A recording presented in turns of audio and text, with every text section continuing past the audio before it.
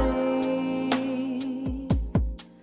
Still music keeps on tuning me from the worlds that hurt my soul, removing doubts from my mind.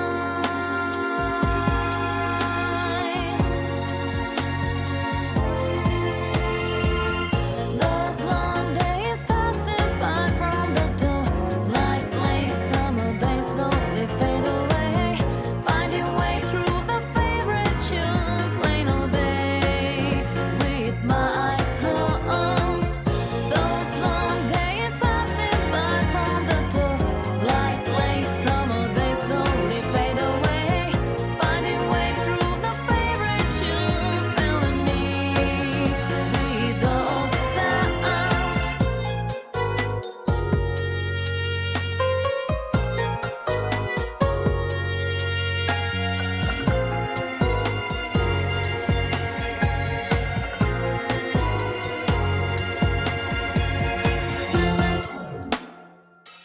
Can't get my mind out of those memories. Now time to tell them, don't take my dream. Still music keeps on tuning me from the worlds that hurt my soul, removing doubts from my mind.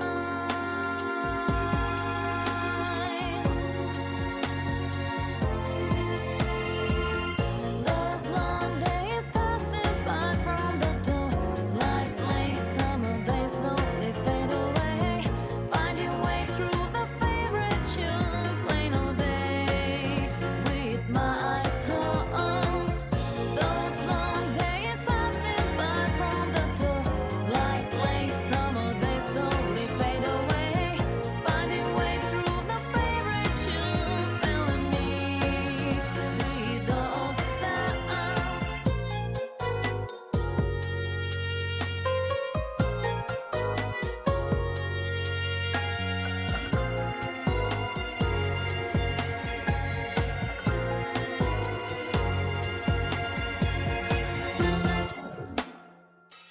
Can't get my mind out of those memories.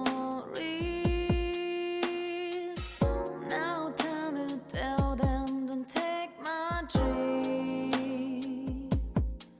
Still music keeps on tuning me from the worlds that hurt my soul, removing doubts from my mind.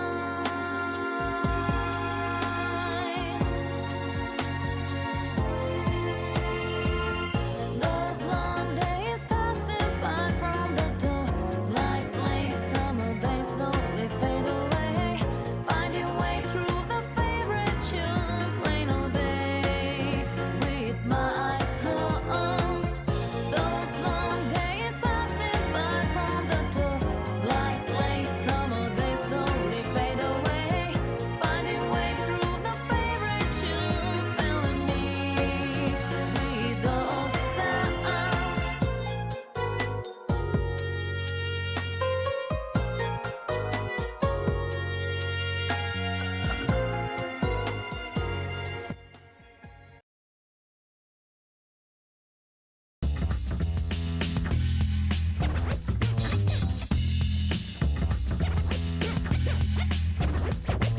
Check it out now. Yeah, check it out, yo. Yo, check it out now. Third strike, yo. Yo, I know you got your options, so pick the right thing. Some choices to make and mad rockets to bring them. Just hooked on it, dark bodies who want it. I don't know where you got your skills from, jump off it. Bring it on, any opponent or contender. No one can stop this with guns and objects. As far as I'm concerned, yo, it's only one topic. Joining street fighters from bare hands to toxic. You're an average warrior, I be the master. I can teach you how to fight and move faster. One false move, kid, that be disaster. I beat you endless and continue the day after. Street Fighter 3, that's right, the third chapter. This game's for real, no lies or no actors. Pick your character, don't wanna represent your life. You stomping anybody, so make your choice right. Select to make your first pick. 10, 9, 8, 7, 6. Choose and pick the best one. 5, 4, 3, 2, 1. Select to make your first pick. 10, 9, 8, 7, 6. Choose and pick the best one. Let's get it on now. 5, 4, 3, 2, 1. Select and make your first pick. 10, 9, 8, 7, 6. Choose and pick the best one. 5, 4, 3, 2, 1. Select and make your first pick. 10, 9, 8, 7, 6. Choose and pick the best one. 5, 4, 3, 2, 1. Yo, one box could leave you messed up and fractured. Block these uppercuts, they may leave you captured. May the best fighter win and win again. Battle to the top until his life ends.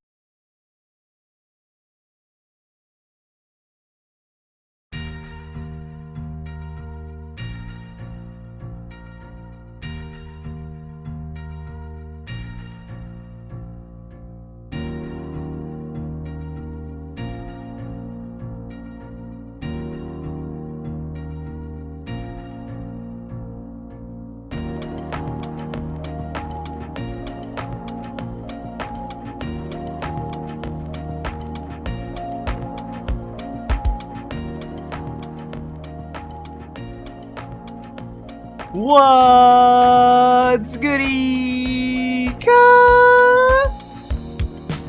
What's up, everybody? We back with the unofficial Debo Radio. Y'all listening to Tribulation, released back in January 22nd, 2022. Woo! Shit, this shit fire. Also, we here to stream some more Great Ace Attorney 2, baby. Last time we left y'all off, it was we started a little bit of the trial. We met Professor Hairbrain. We met the GOAT, the man, the myth, the legend. R.I.P. to Assman. Sorry. I will make sure justice is served, bro. I will get my client declared guilty. We met that mysterious dude who is an apprentice to Lord Van Zeeks. I still don't know what's with him, bro. He had a pretty cool mask though. Pretty dope design. Hopefully we find out who he is pretty soon. But we finally gonna get into this case.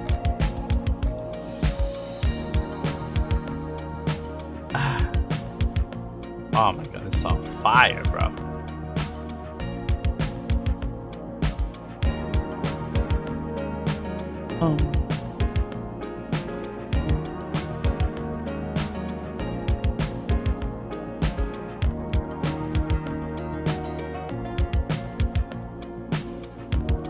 What's been going on? Oh yeah, I saw that they're gonna have the Overwatch 2 beta coming out pretty soon. Signups are June 16th. It's gonna be for PC and consoles. Watch me still not get in, bro.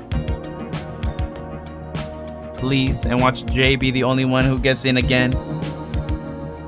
I also saw that that Fallout 5 is gonna be the next game after Elder Scrolls 6. So you know we ain't gonna see Fallout 5 for another 10 years. And good, bro. Fuck Fallout. That shit, that series is trash.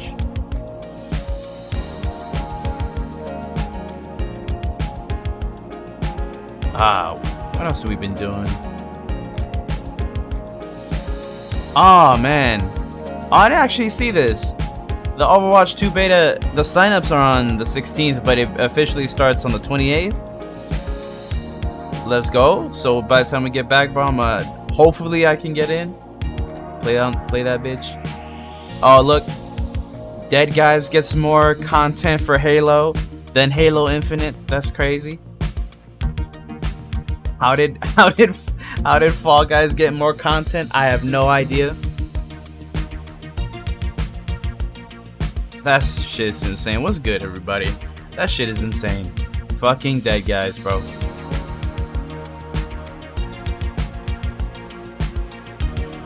Hey, shoutouts to Julio for liking in between the stream.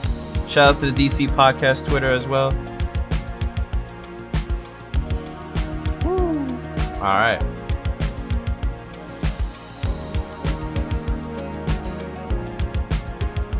Alright, let me go ahead and professionally lower the music real quick.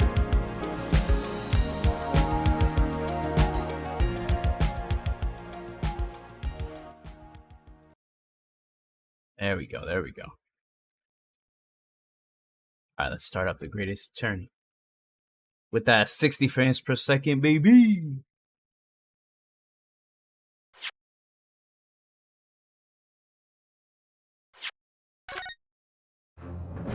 Hey, the Great Ace Attorney Chronicles, let's go. Load game. We on that trial. Oh, we were about to do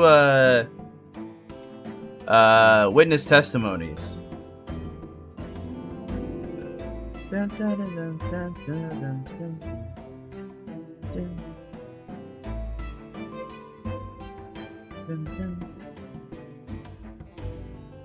Hey, shout outs to Shinobu for liking in between the stream.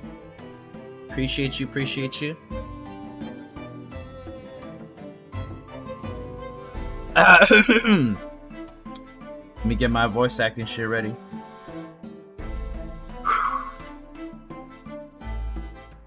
Alright. Witnesses, state your names and occupations for the court.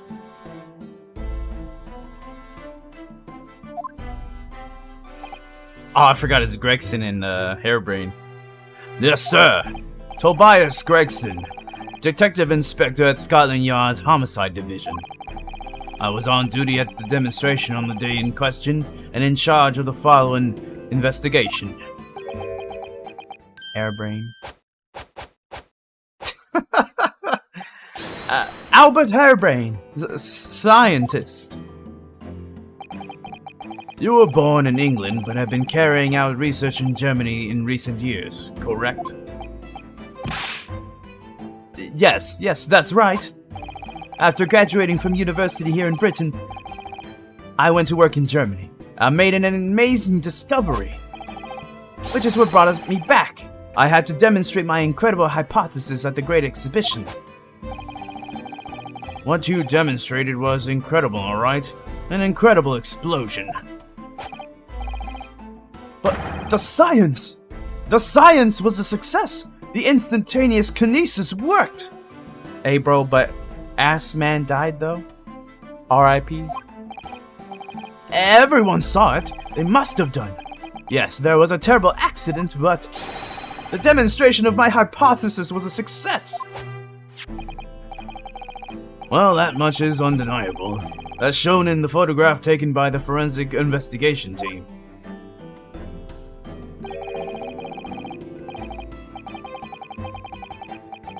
Wait. He died in the explosion, but it looks like he got either stabbed or shot through the chest. Interesting.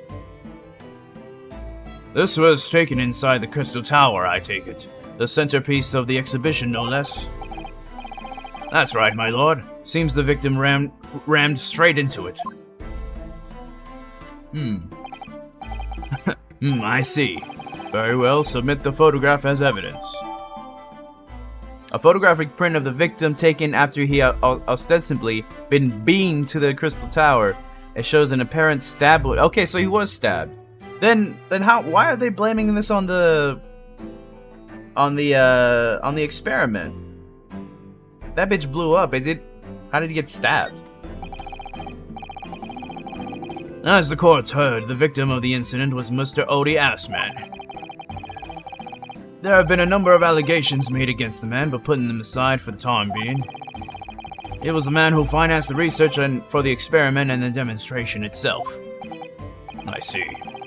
So to summarize the situation, the defendant is accused of taking the life of the man who funded his work. Would that be correct? Exactly.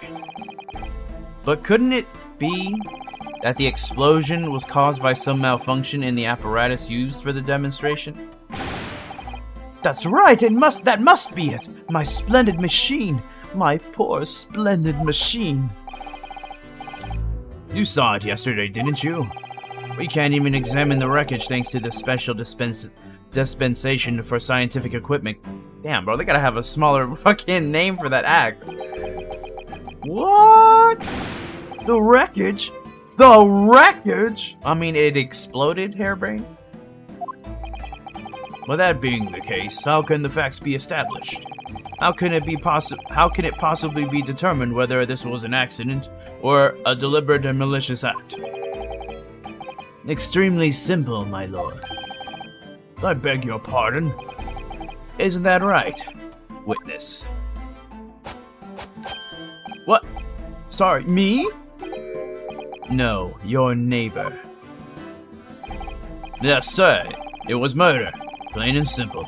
Anyone could state that with complete certainty. What?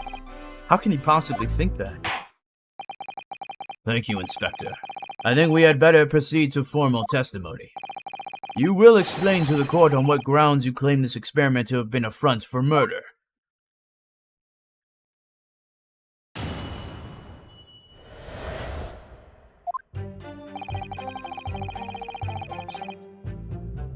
The corpse that went crashing through the crystal tower had a broken neck. I made a minor miscalculation in the angle of the beam projection, that's all. That was my mistake. But the post-mortem examination revealed another injury, a fatal wound. There was a lesion in his chest where he'd clearly been stabbed by something sharp right in the heart. So the victim was killed before he went anywhere, and this fella's the only one who could have done it. Okay, so he got stabbed before it exploded? An extraordinary business. In addition to suffering a broken neck, the victim was stabbed in the heart.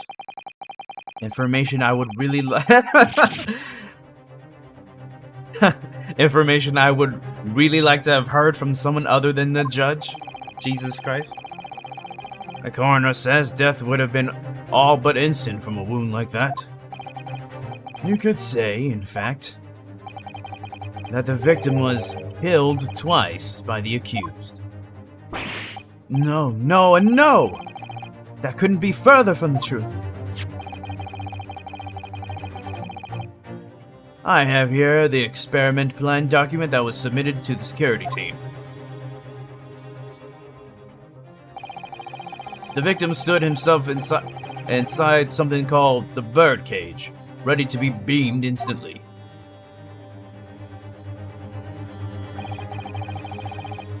To the second level of the crystal tower about 25 yards away. The experiment did not go according to plan, however. As the machine was put into operation, there was a large explosion. The blast caused the beam transmitter to point higher than intended. Interesting. Accordingly, the kinesis resulted in the birdcage materializing in midair, from where it subsequently fell, crashing through the glass of the crystal tower's large round window. My word, one assumes the victim's neck was broken upon impact with the tower then? I'm so sorry. I didn't mean for this to happen. The machine was just too powerful. But honestly, really, I swear, it was just an accident. A terrible accident. Unfortunately, that excuse can't save you. No, not considering the sharp murder weapon that pierced the victims. Was it the screwdriver? Murder weapon? What are you saying? This is the autopsy report submitted by the coroner. The prosecution would like it entered into the court record. Your request is granted, counsel. The sharp object.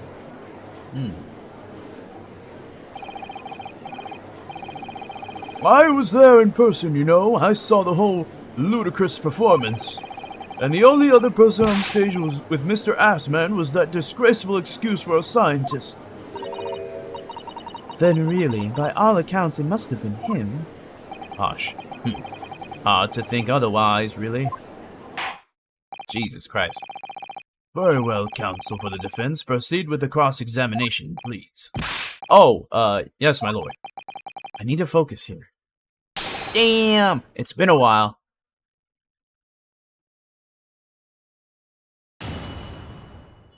So I think I'm just gonna have to press every single statement then.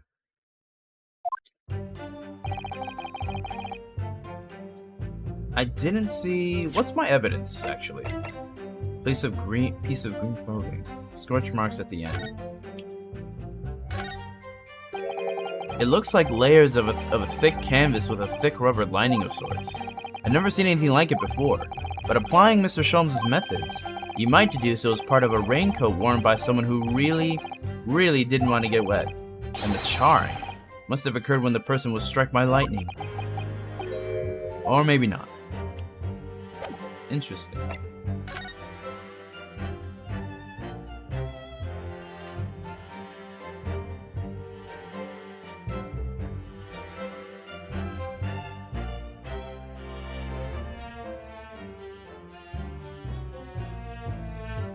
There's nothing interesting about this? Interesting. Okay.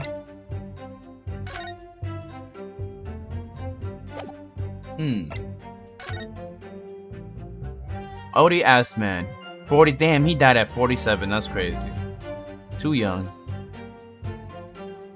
Coroner Courtney Sith. Or Scythe. Nationality British. Time of death 21st of October around 2:20 p.m.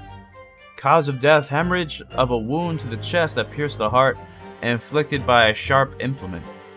Additional observations. A broken vertebrae, most likely resulting from impact after a sudden fall from a considerable height. Interesting. Hold it! Are you suggesting that's because he fell from a considerable height? Exactly. Which highlights something else about this whole rum business. What's that? The fact that the instantaneous kinesis itself was a success. Ah. After the explosion, the cage with the fella inside suddenly appeared out of nowhere in midair. So although the experiment ended in disaster, the so-called instantaneous kinesis did actually occur. Remind us, Professor, what was the cause of the fatal disaster?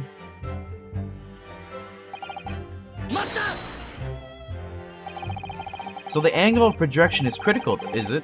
And you calculated it yourself, personally? Absolutely. The calculation is far too complicated for anyone but me to carry out. Only, you got it wrong, didn't you? Yes, that's right. That's the point. The calculation is so complicated, even I can make a mistake. Jesus Christ. Do people fall for that brazen confidence? I should try it. I took into account the subject's height and weight, the wind direction, the ambient temperature. I considered every possible variable, so I just don't understand how this could have happened. Obviously, then, you had to include the weight of the clothes Mr. Assman was wearing at the time, I suppose.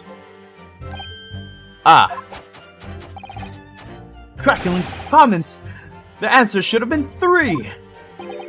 So much for safety first. The 3 must have got it must be for a safety third.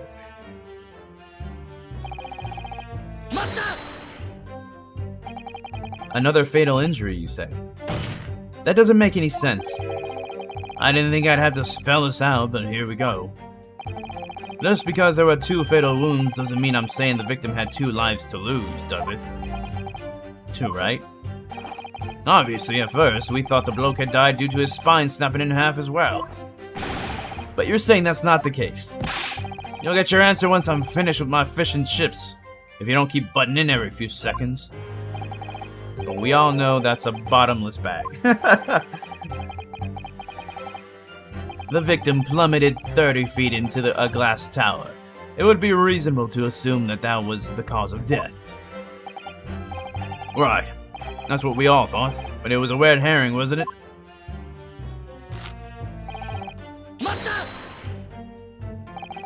The defense knew nothing of this crucial information. The prosecution received this report from the forensic investigation team only this morning. That was the first we knew of it as well. I can only apologize for the impossibility of informing the defense. Sarcastic and insincere? Thanks. So what was the nature of this sharp object? Among the accused tools that were in use at the demonstration, one is of particular interest. This. Ah, yes. That would appear to be some kind of screwdriver. What? Ah ha ha! There he is! My trusty little companion, Andrew. Andrew, of course. Do you know each other already? He's one of my dear friends, like all my tools. I've named them all, you know. We're one big happy family. Andrew is my flathead screwdriver, of course. His brother Michael is a crosshead. Well, it would appear that your beloved Andrew has a red stain on his shank.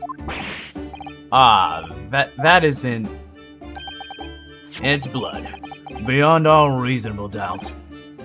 No! And that's not all. The long, sharp shape of this Andrew fellow is completely consistent with the victim's wound. What?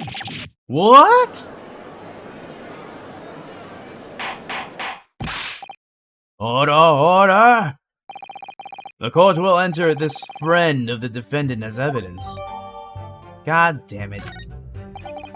So one of Professor Harebrain's tools is the murder weapon. Great. So the victim was killed before he went anywhere. Okay, forgot I read this. What grounds do you have for saying that? Ha! Do you really need to ask? There were only 2 people on that public experimentation stage, in front of the whole crowd. The victim, Mr. Odie Assman, and the accused, Professor Harebrain. And we know for certain that before the experiment, the victim was alive. That's right, I saw him with my own eyes. Furthermore, following the explosion and kinesis, nobody went anywhere near the body. In other words... Oh!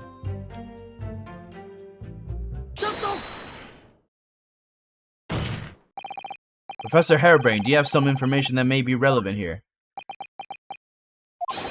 Professor! Sorry. I was just calculating the optimum coefficient of electrolysis to separate molecules in the human body. And the witness stand is the best place for that? It seemed as though you might have something to say about Inspector Gregson's last remark.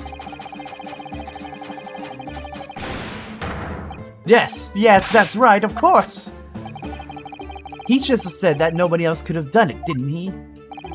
Yeah, that's right. Who else could have stabbed the victim, eh? I don't know, but there's no way that I could have possibly stabbed Mr. Assman, as you say. Explain, please, Professor. Of course.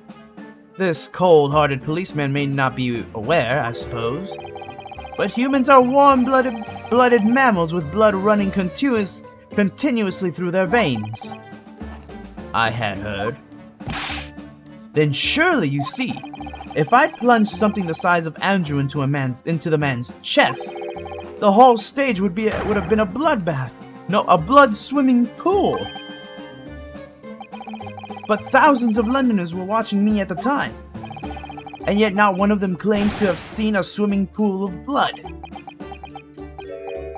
Well, no, I suppose not. You see? Not one. True, I didn't see anything like that. Well done, Professor. That was a great counter-argument. He's actually smart. Order! Order!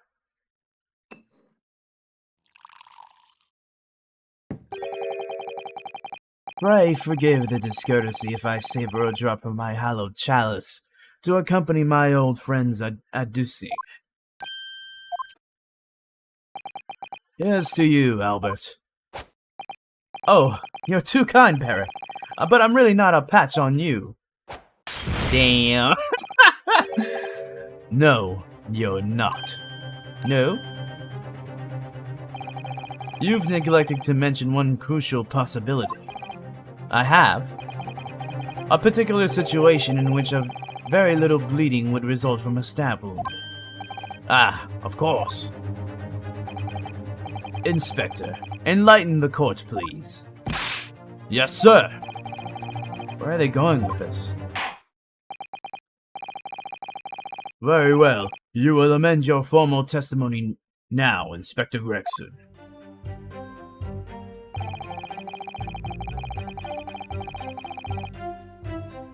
The weapon the victim was stabbed with must have been left in his body whilst he was beamed through the air. So that's all the testimony I have to work with. I had no idea the victim had been stabbed. That changes everything. Did Van Zieks keep that to himself until now on purpose? To gain the advantage? Oh well. I suppose all I can do is press these witnesses for as much new information as possible.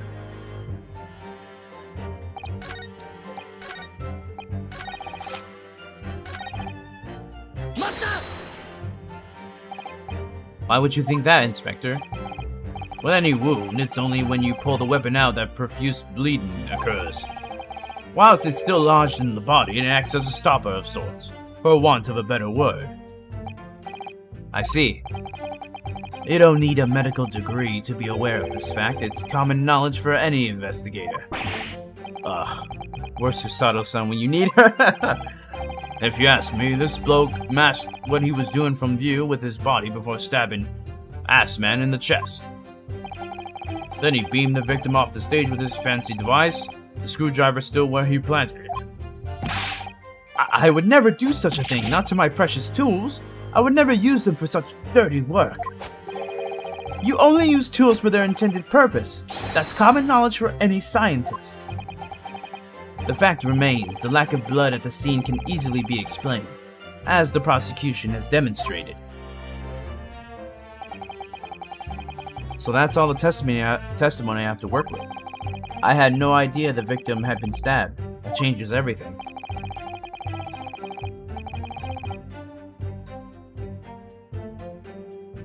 Hey, shoutouts to Press for liking in between the stream. Appreciate you, bro.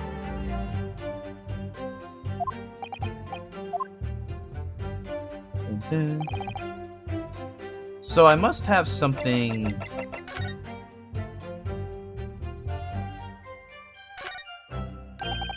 This is blood. Mr. Assman's, no doubt. This is the problem with looking at murder weapons.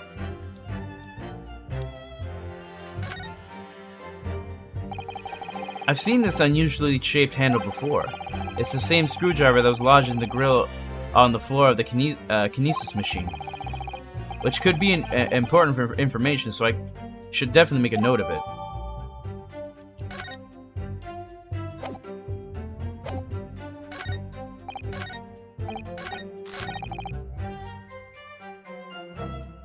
Ah, there we go. You say that while the weapon remains in the body, there's very little bleeding. Is that unequivocal? Look, there was no blood on the experimentation stage, even though that's where the fellow was stabbed. It's the only explanation for that is if the screwdriver was still in his body, stopping any heavy bleeding. It's common medical knowledge, my learned friend, even on your side of the world. Yes, but about this screwdriver. The thing is, we actually saw it at the scene ourselves, on the experimentation stage. What? It was on the floor by the wreckage of the machine, poking through a metal grill. I went to pick it up, but the detective here stopped me. Isn't that right, Inspector Gregson?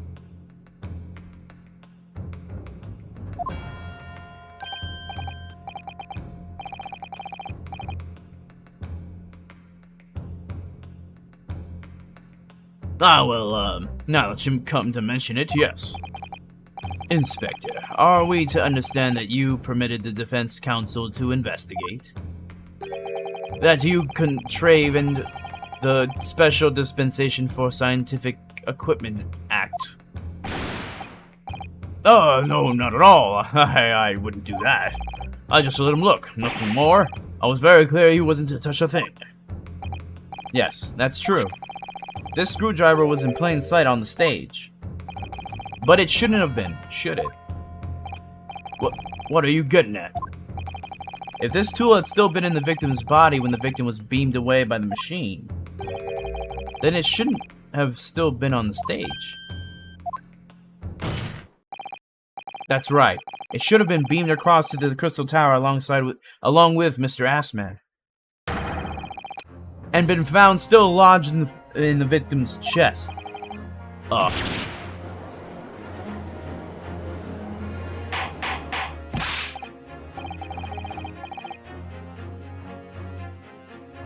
Hey, appreciate the shout out.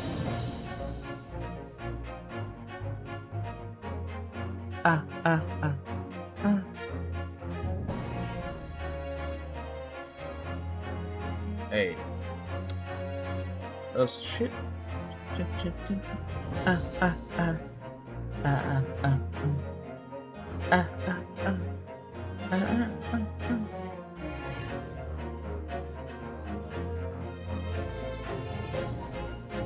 How do you explain this, Inspector? Hey, what's good, D-Rail? What's up, bro? Hey, I appreciate the like and retweet, bro. Thank you, D-Rail. Shoutouts. Please go follow D-Rail.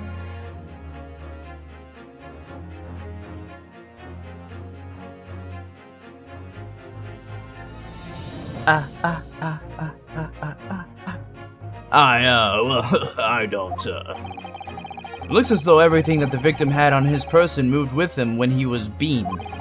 If the screwdriver was still in his chest when the instantaneous kinesis occurred...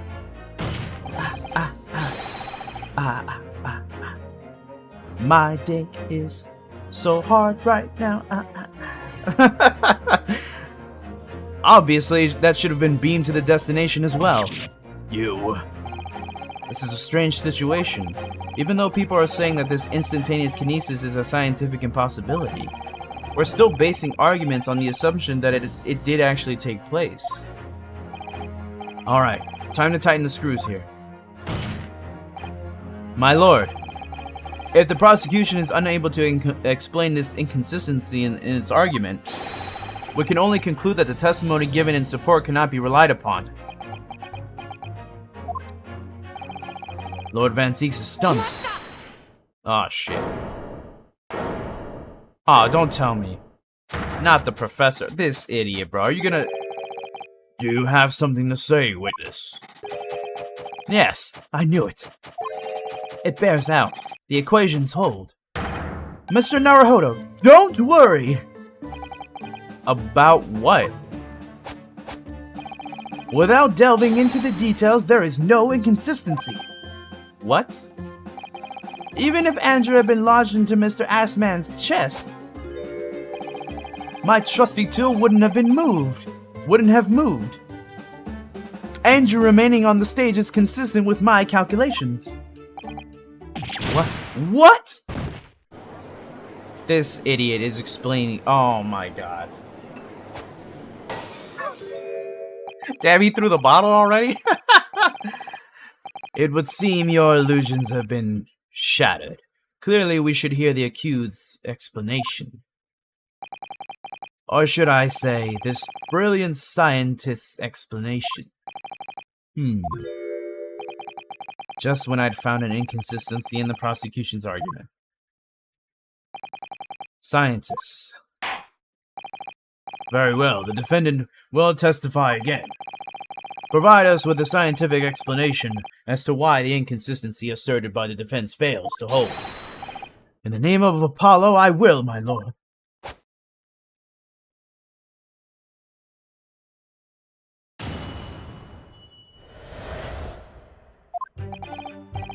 To be clear, I'm still at the stage of gathering data in my research. My hypothesis states that kinesis cannot transport metal, though, hence the metal weapon would have stayed put. In other words, the point just raised by Mr. Naruhodo isn't an inconsistency at all. Mr. Assman was a patron of my research. Without him, my work wouldn't have been possible.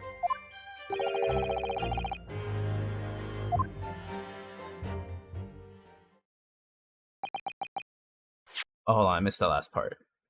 Now I have a duty to protect the incredible machine that we built together.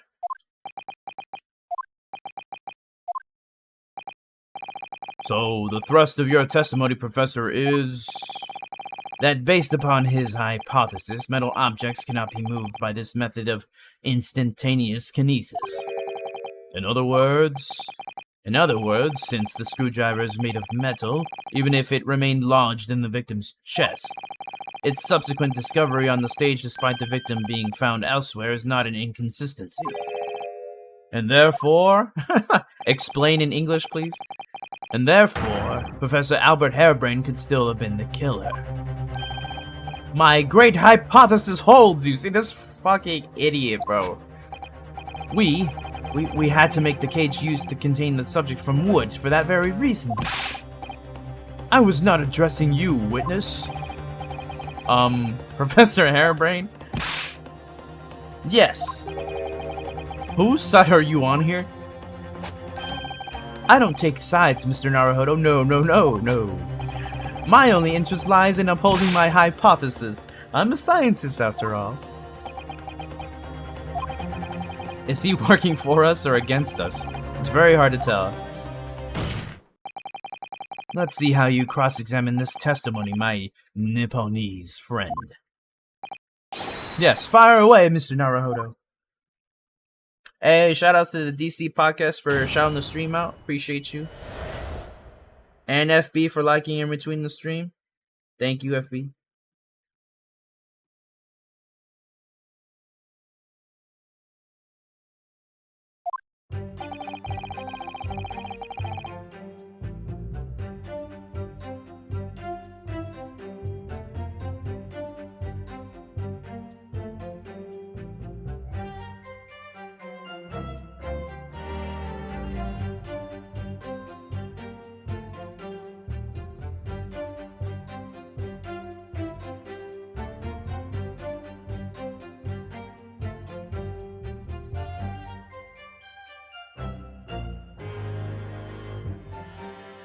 To be clear, I'm still at the stage of gather. Oh, sorry. I read this already. So, I didn't see any obvious contradictions. I'm gonna just have to get more information out of him. Mata! And yet your retort to my argument wasn't lacking in confidence in any way. No scientist can find the truth without first finding self-belief. Those were the words of a certain scientist I hold in the very highest esteem. But you realize that that disproving my argument puts you in a very precarious position, don't you? No scientist should strive to protect himself more than he strives to protect the truth. More words of the same great scientist, you know? Words that are causing me a lot of trouble. Who is this scientist? I'm afraid I couldn't tell you, Mr. Naruhodo. But as soon as I remember the magnificent genius's name, you'll be the first to know. It might be worth keeping the names of your idols to mind. You're wasting your breath, my learned friend. This scatterbrain even forgets my name at times. So Lord Van Zieks really did have a friend once, but I didn't notice hell freezing over. Damn.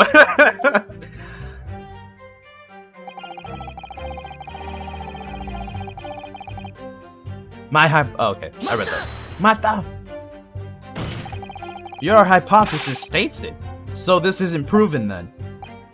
No, of course not. It's merely a hypothesis, but a good one, based upon thousands of calculations. But it is widely known that metals can't be decomposed by electrolysis. Yes, of course, so I am right. My hypothesis is clearly correct. What is it about incriminating himself that makes this man so happy? This man is, man, I don't even gotta do nothing, bro. He putting himself in jail. It's the whole reason that the bird cage is made of wood, you see. Sorry, the bird cage? Yes, that's what I call the sea obtusa cage in which Mr. Assman was placed for the kinesis. Ah, the jail cell in which the victim was detained. It does indeed seem to be made of a timber of sorts. I'll thank you not to refer to it as an instrument of incarceration, your lordship. In short, any weapon lodged in the victim when he was beamed away by instantaneous kinesis would have been left behind on the stage if it was made of metal, correct? Yes, that's it. Yes. It all fits perfectly with the mathematical model. But the ultimate conclusion, then, is that the defendant alone had the opportunity to inflict this fatal injury on the victim, is it not? Indeed, sir. Someone beam me out of this nightmare.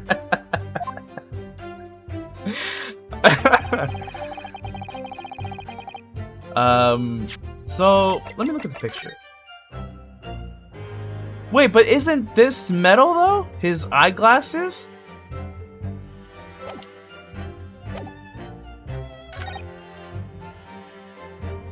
Let me see. If I'm wrong... Okay. Like, his glasses are made of metal. Professor Harebrain, you say that according to your hypothesis, nothing made of metal can be beamed by instantaneous kinesis using the machine you made. Is that right? Yes, that's right. Spot on. Exactly correct. In that case, I'd ask you to have a look at this photograph that was taken at the scene.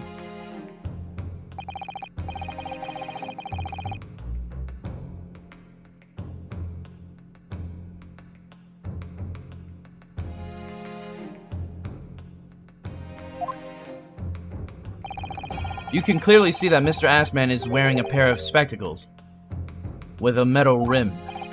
What? Metal? No, metal can't. That's not metal. No! We've already established that the proposed murder weapon, the screwdriver, was found on the stage. Dun, dun, dun, dun. Dun, dun, dun. Bah!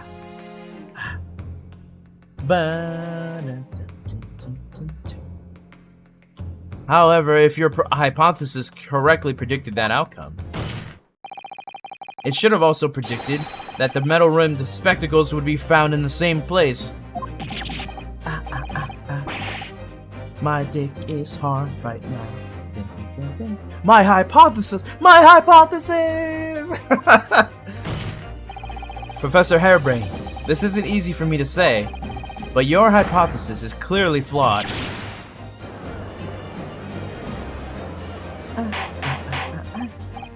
Order, order, order! Counsel, what is the implication of this? If, on the day in question, the alleged instantaneous kinesis never actually took place, then it's entirely possible that the victim was killed somewhere other than on the stage. And in that case, someone other than the defendant could have been the culprit. But my hypothesis, my hypothesis is sound. Oh, what's up, Flo? So we get Smexy guy now? Oh, he's here. I proved it that day. The experiment was a success. The experiment was proof of all my work. It's not him, by the way. This isn't the Smexy guy. If I could say something here in my capacity as a fellow of the Royal Society. Yes, juror number 4, go ahead. As a man of science, there's one thing I simply cannot abide. And that's a fraud who pretends to be a fellow man of science. What? Wait, Scott, are you suggesting my science is suspect? It's just been disproved, hasn't it? In front of all of us. Show me. In other words, the whole demonstration was complete nonsense from start to finish. Believe me, my fellow jurors, when I tell you that this man is a heel, a bounder, and a fraud. I say the wreckage of that machine should be stripped down and thoroughly examined. No! Never! That machine is the essence of my entire hypothesis. This man freaking out. It's protected by the Special Dispensation for Scientific Equipment Act. Goddamn, they gotta shorten these names, bro. What the devil is that blasted act all about, eh? Who made up such a daft rule? I don't like the way that I don't like the way this seems to be going. What's the best way for me to help the professor? I mean, we gotta interject. Come on. Professor Harebrained has yet to perfect his invention. That would seem to be the case, yes. But even so, here's the Smexy guy. So far, most of them are ugly. A lot of oh shit. This is the person I was telling you he's hot. I told you. I'm telling you, this gotta be Edward's ancestor. He has the same hair, same kind of hair color. He has like that ruffle thing in the front of his shirt. Even so, what? Going to such trouble and expense to create a fake machine display in public. Totally 100%. Going to such trouble and expense to create a fake machine to display in public. He would have absolutely no reason to do such a thing. Nah, shit. He had an obvious reason to do exactly that. For the research grant money. Oh, I forgot about that actually. Damn it. Oh no, he's hot.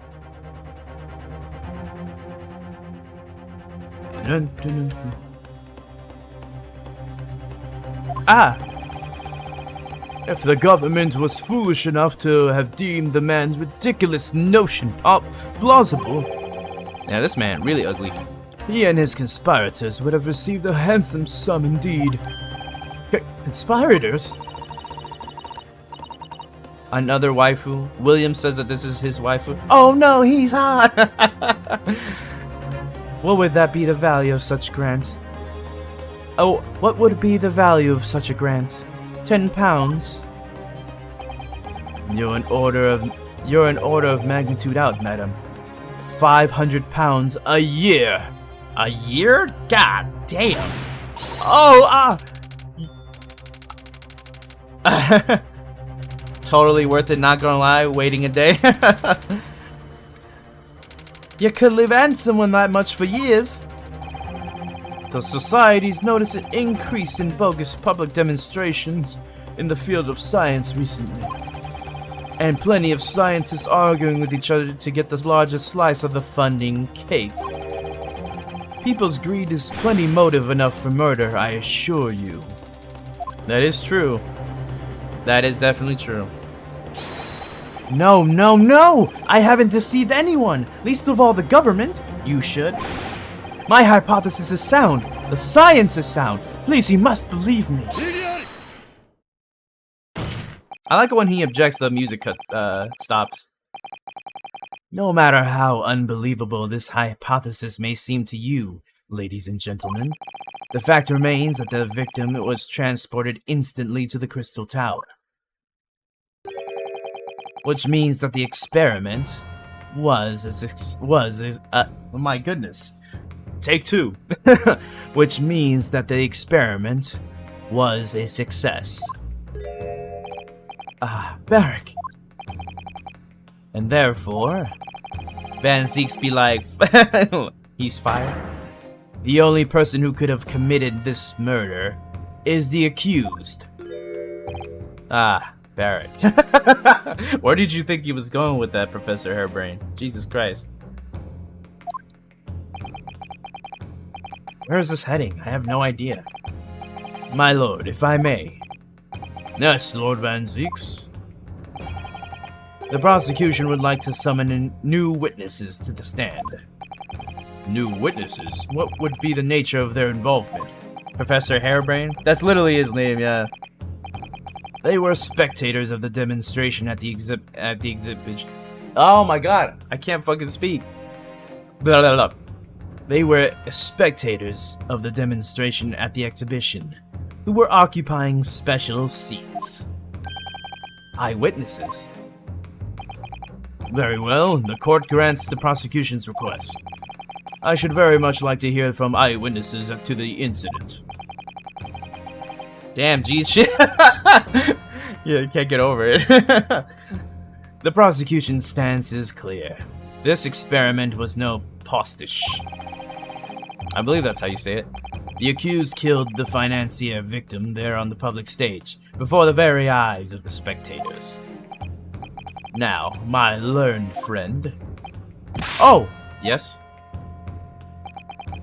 It's time for you to make your own stance clear. There's clearly a flaw in the professor's hypothesis. I can definitely see that. But where does that leave me? Get him guilty, bro? R.I.P. ass man? We shall take a short recess now, during which time the prosecution will prepare its new witnesses to take the stand. As you wish, my lord. Good. In that case, the court is adjourned for 20 minutes. Shee! So I wonder who these new witnesses are. To be continued. Oh, damn, already? I've only been streaming for like an hour. Already a continue? The bow? Oh, he does that, yeah. Oh, but then again, I did play a little bit yesterday of the trial, so that makes sense. 23rd of October, 10:44 a.m., the Old Bailey Defendant's Antechamber. Ah. Mr. Naruhodo. What on earth were you playing at just now? Oh, rather. What on earth were you playing at all along? Hey, bro, chill. My hypothesis! My amazing hypothesis! You've been picking holes in it from the start. I'm sorry about that. But you promised me. You said you'd prove that dratted explosion was an accident, not murder. You said you'd keep my precious invention from falling into anyone else's hands. But all you've done so far is try to undermine me. Shut the fuck up. Jesus. Yes, I did make you a promise. You're right. I said that I believe in you and fight for your freedom to the very end. But I also told you that I was no scientist. I don't understand your hypothesis. The fact is, there's an undeniable flaw in your logic, isn't there? But if I just run through some equations... Yes, you see, it's because my work is incomplete. Perhaps it is. Nevertheless, a man died as a consequence, didn't he? Oh. Oh no! Why you gotta be hot, Zeke? Hairbrain, calm your shit. You're right. Oh, this is a new track. This is a new song. Oh, shout outs to Richard for liking in between the stream. Fuck the world ends with you, BB. You're right. You're so right. It's all my fault. And I have no right to blame you for my failures. I'm a disaster. Not just as a scientist, but as a human being. Well, that might be a little over the top. This is Ace Attorney. And while we're on the subject, what about Beric? He's being awful. Claiming his old university friend to be a murderer, you mean? He's a disaster, not just as a prosecutor, but as a human being. Oh, but no, wait. He's the Reaper, isn't he? Perhaps he's not classified as Homo sapiens anymore. Glad that's cleared up. I like that track. Can I double check something with you? Ah, yes, what? You definitely write an equation by randomly scribbling left to right on your paper. Maybe that will draw a penis like... Yes, what? The machine and demonstration you prepared. They were based entirely on your hypothesis, I presume. There was no trickery involved. Ah, shit. We made him mad. I drew the plans for the machine with my very own hands. Yeah, but you said you had engineers who built it.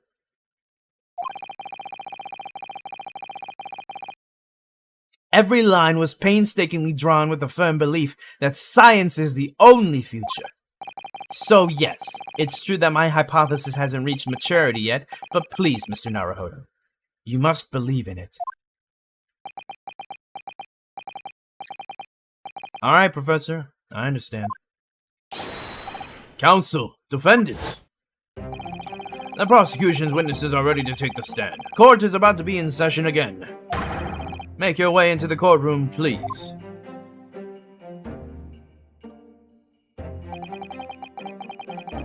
It all hinges on that demonstration.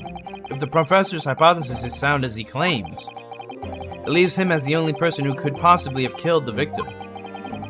But on the other hand, Mr. Sholmes was adamant. A practical implication, such as a practical implementation, such as was attempted by the professor at the Great Exhibition, is quite impossible. So really, what should I be trying to prove here?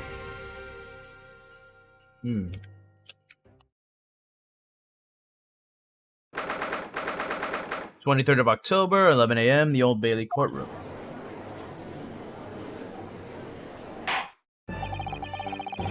In the name of Her Majesty the Queen, I hereby reconvene the proceedings of this court.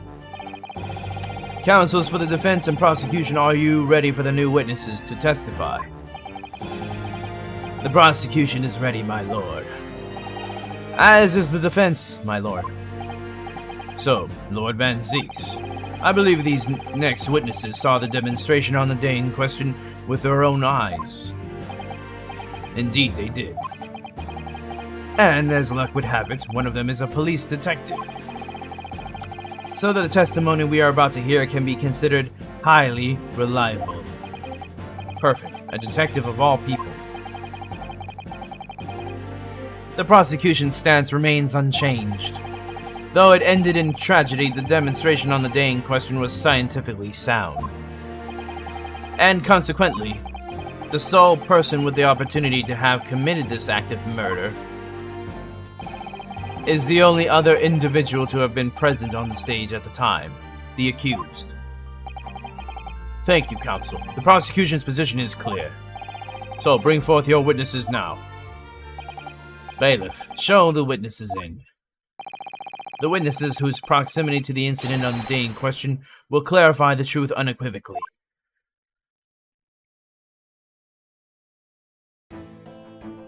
What the fuck?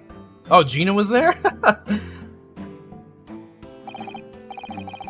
Yes, go Hawkeye. Witnesses, state your names and occupations for the court to hear. My name is Balthazar Loon. I am the impresario of all the hot air balloons in vicinity of the Great Esperimento stage. My name, I'm assuming he's German?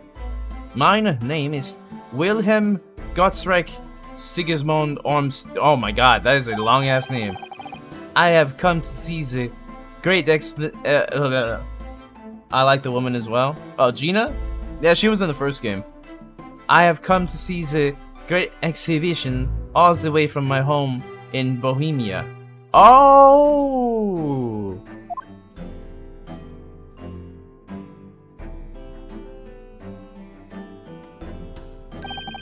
I am very rich. He's very rich.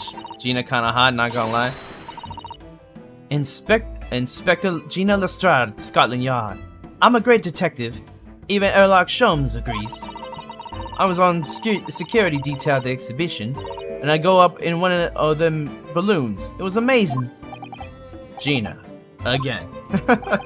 But she did mention that she'd seen the disaster from up on a balloon, actually, didn't she? And she clearly loved every minute of it.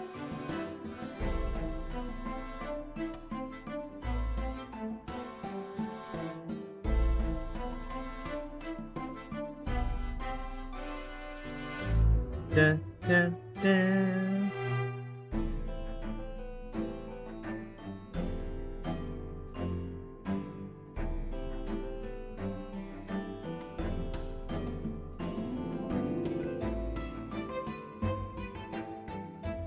And she clearly, yeah, I read that.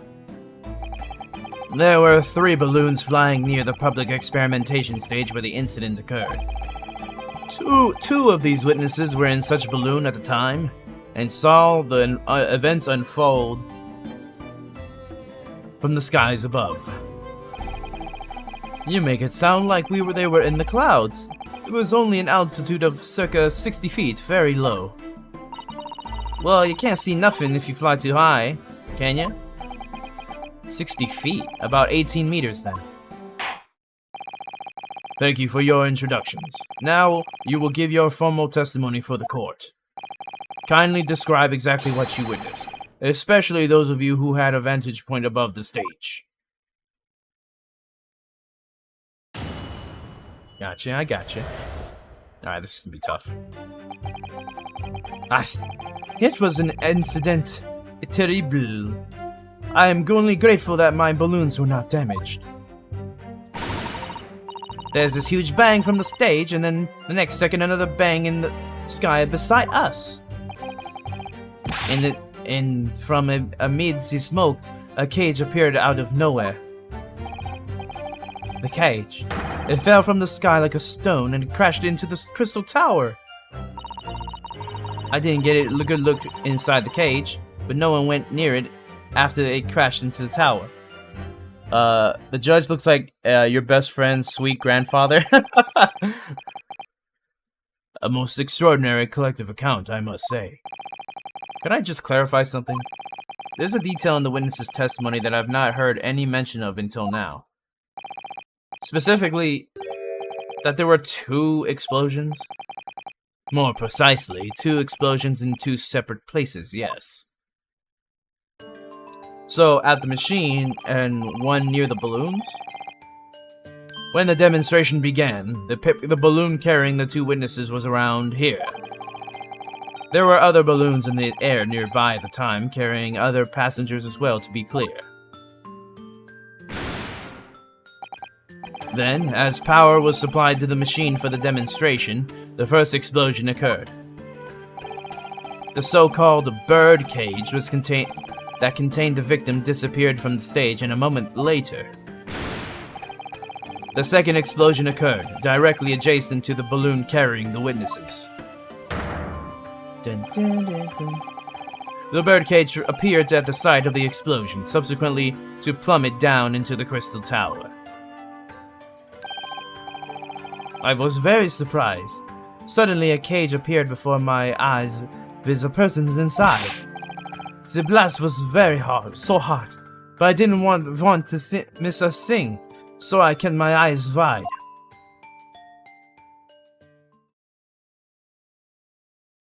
And this man he actually has a hot air balloon in his hat. That's crazy.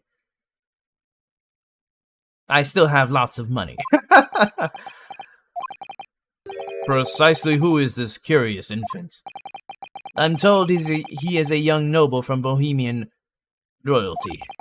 Apparently he disguised himself in order to steal unnoticed into the great exhibition. Oh shit, what's good, Ricky? We just trying to get justice for Ass Man, bro? R.I.P. Yeah, I am here in London on a sightseeing trip visit my elementary school. Fuck them kids, bro. We will have the benefit of a child's point of view in the testimony. Do we really need that? When I remove my mask, this is what I look like. Ah, yeah, I see. A delightful face, I'm sure. Yeah, everybody says so. Great disguise, then. The point is, the testimony of these witnesses further substantiates the facts for the court. Namely, that despite ending in an explosion, instantaneous kinesis was successfully demonstrated. Oh, wait.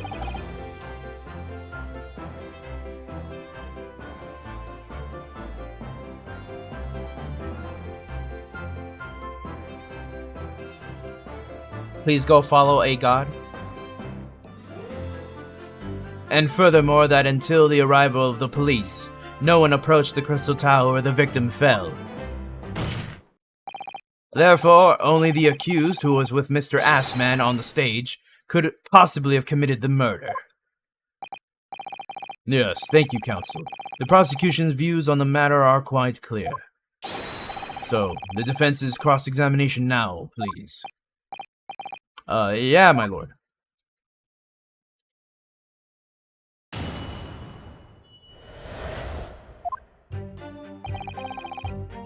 I didn't see any contradictions from the get-go, so I might have to get more info. There were 3 balloons flying above the experimentation stage at the time, I understand. See. Oh, is he Spanish? See. All three of them, my bellissimi bambini. They are very popular, signor. Some people will pay £10 for one ride. £10? That's more than my annual What? £20 a month. That is my pocket money. Royals have all the luck.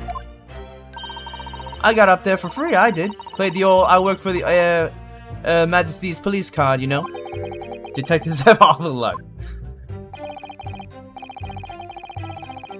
If they're so popular, why would you only be operating such a small number of balloons, though? Because if I have too many in the skies, they could crash into each other. The operators of the balloons were decided by lots, with each operator manning a particular area. See, and the zone above public experimentation stage is the most profitable. There are the other empresarios. They hate me.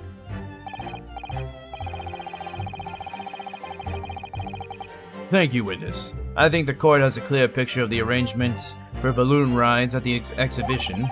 Perhaps we could hear more about what you actually witnessed of the incident. Right, I can feel it. I can feel you in there, my lord.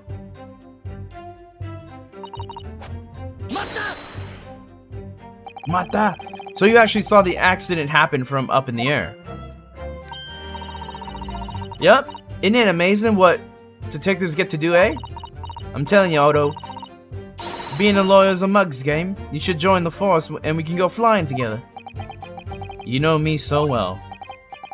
Yes, well, anyway. Could you tell us exactly what you saw, do you think? Everything.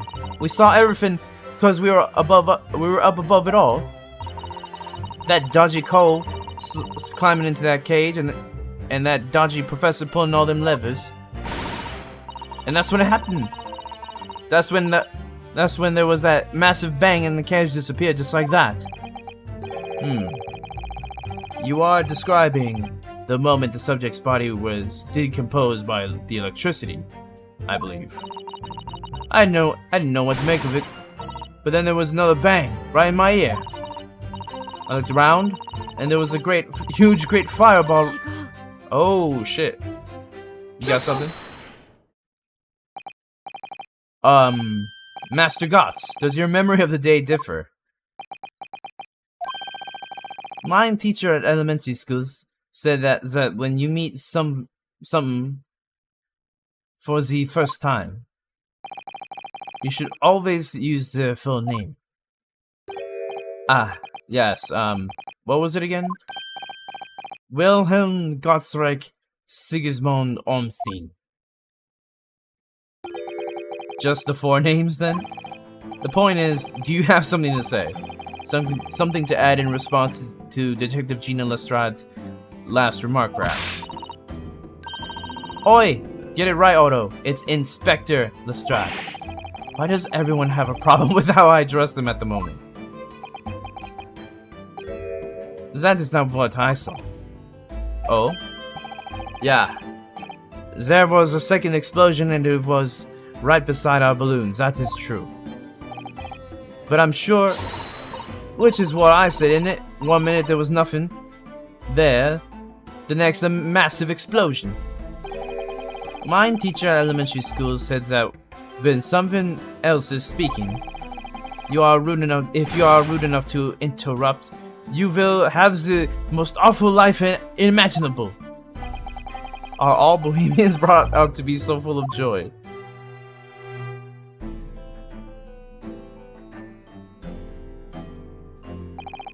Just before the second explosion happened next to our balloon, I clearly witnessed a green balloon flying in the sky. A green balloon? Eh? You what? I never saw nothing like that. Well, I did. I saw it, and you can't say I didn't. I will complain to this council. I will cry and scream. Damn.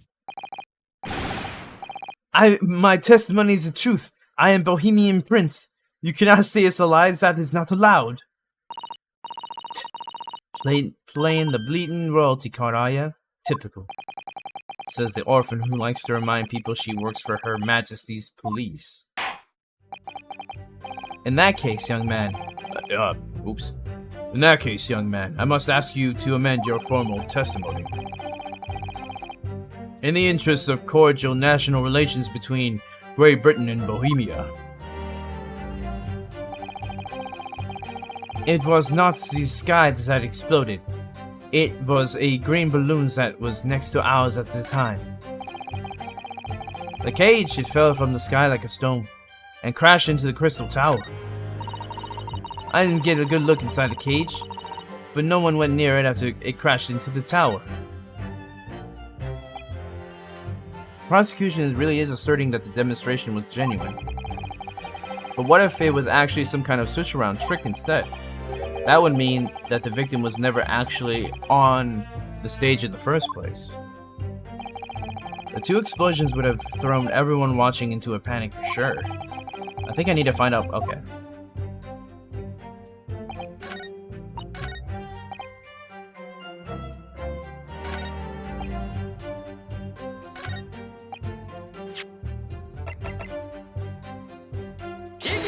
Damn it!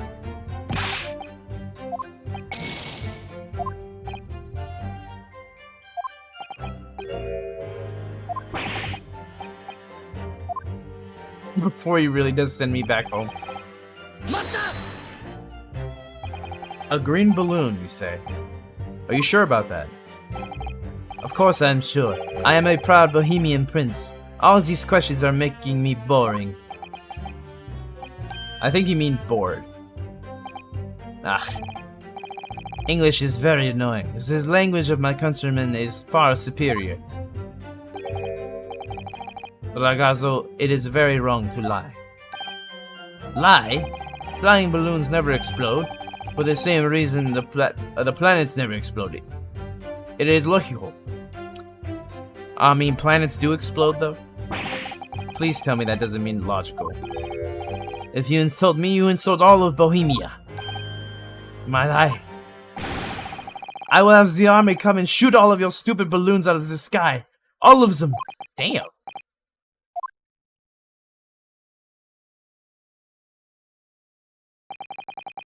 Your Highness. If only all international incidents were so easily resolved. Now that peaceful relations have been restored here in the courtroom, perhaps we could return to the testimony. Did you also see the moment that the cage materialized, Mr. Loon? No, I did not see the explosion myself, however. The cage... Okay. Did you see that actually happen? No, in reality I did not. I saw it after it hit the tower.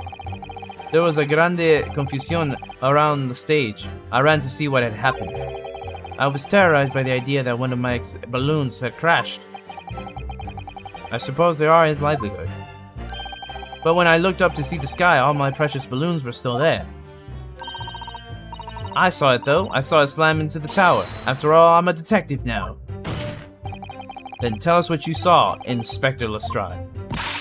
That's what I like to hear.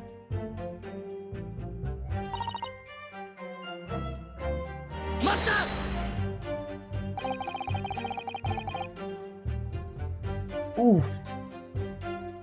Was it you who gave the order to keep people away? You said Otto. How could it have been me? I was up in a balloon, wasn't I? Right. So cause I wasn't available, it was the boss who had to leg it over there. He was getting shoved and kicked all over by the panicking spectators as he tried to steal off the scene. It was a real sight to behold, I can tell you. Amazing. Poor Inspector Gregson. So anyway, I couldn't see the cage that well because of all the smoke. And I didn't really want to see that And I didn't really want to see it, to be honest. I was scared out of me wits.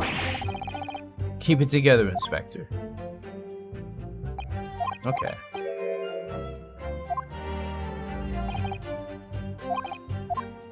Never on the stage.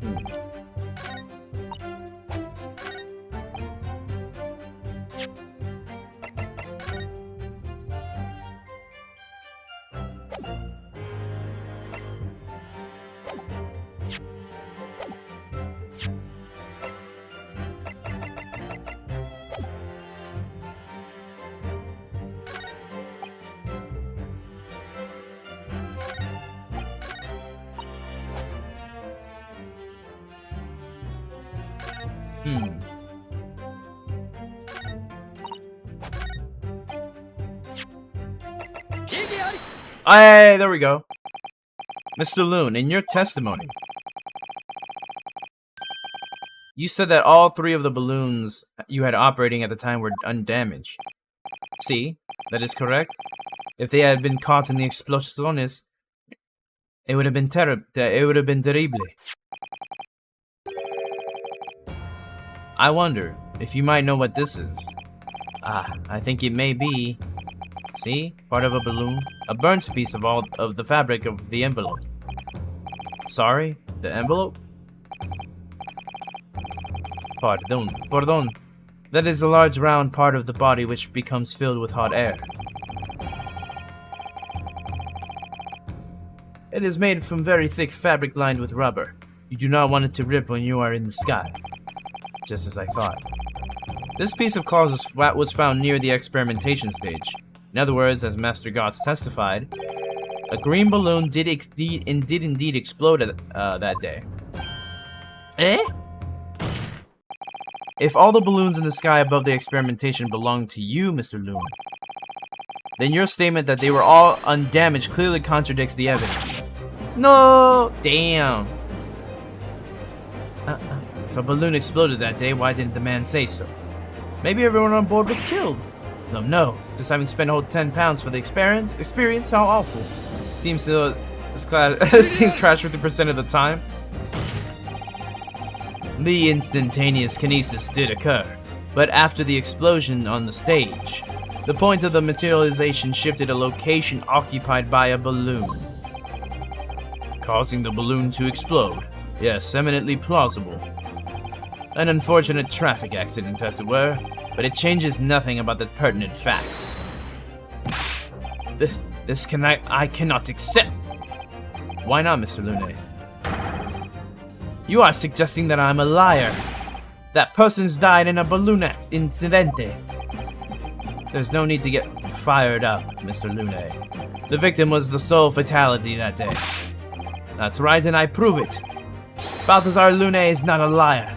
There was no such balloon in the sky. It is non possible. You're saying that's impossible. Why? This court has more important matters to discuss than the number of balloons that were operating that day.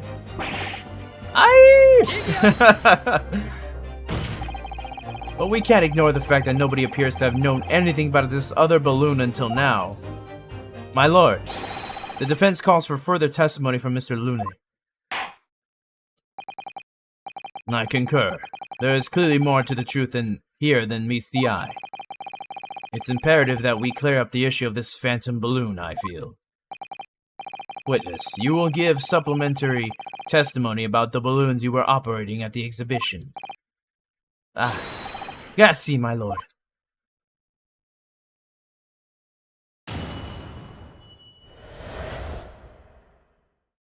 Mr. Lune's balloons. As I said, Balthazar Lune is no liar. Every balloon I had in the sky landed safely. All 3 of my balloons were carrying passengers. They fell into the ground in an explosione. What a catastrophe. But you can't get away from the fact that a burnt-up bit of cloth was found at the scene, can you? The coppers at the yard reckon it was probably some debris thrown from the explosion on the stage. This stupid ragazzo is mistaken. My balloons have the red and blue zigzag stripes anyway.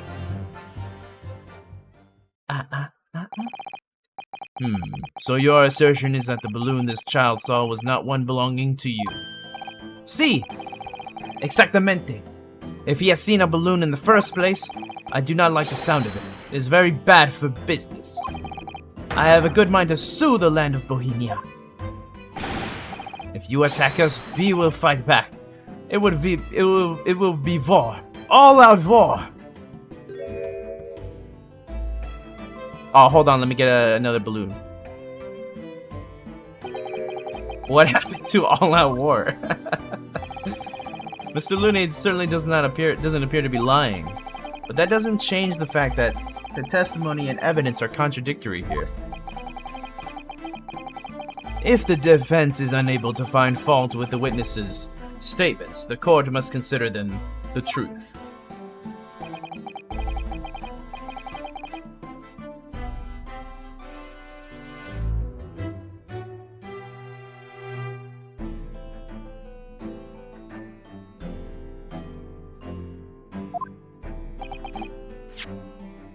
Think long and hard on that, my learned friend.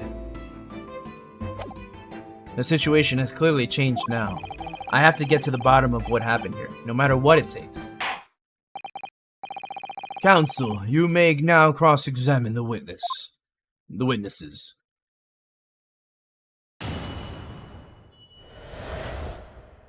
Mr. Lune's balloons.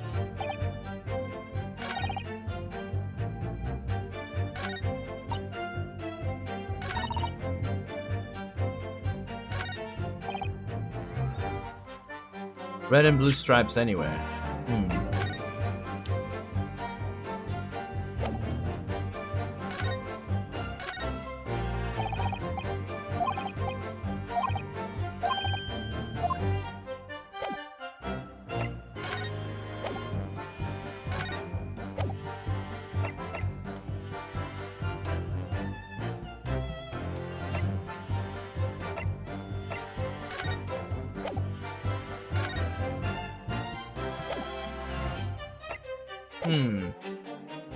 Okay.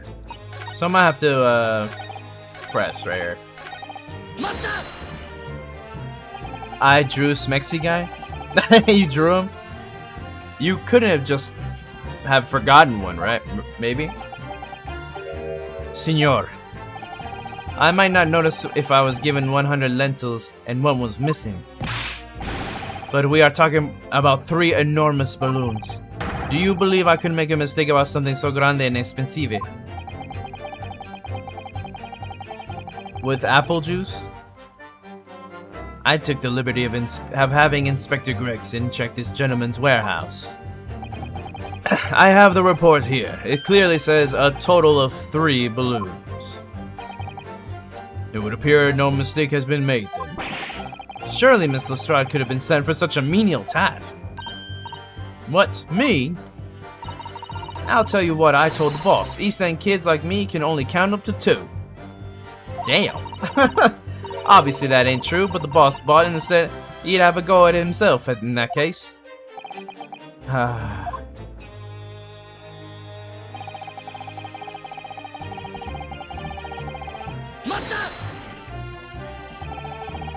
It would be quite a catastrophe if they fell to the ground for any reason, I think. On that note, Mr. Lune, tell me, what is it that keeps these balloons in the sky? Are you an idiota? Sorry? That is like asking, why does a candle burn bright? It burns bright because it burns bright. And a balloon flies because it flies. What else? Damn. That must be... Oh, he's Italian. Okay. I thought he was Spanish. You know, a lot of Italians and Spanish people use a lot of the same words. That's cool though. I was kind of hoping he'd be Spanish.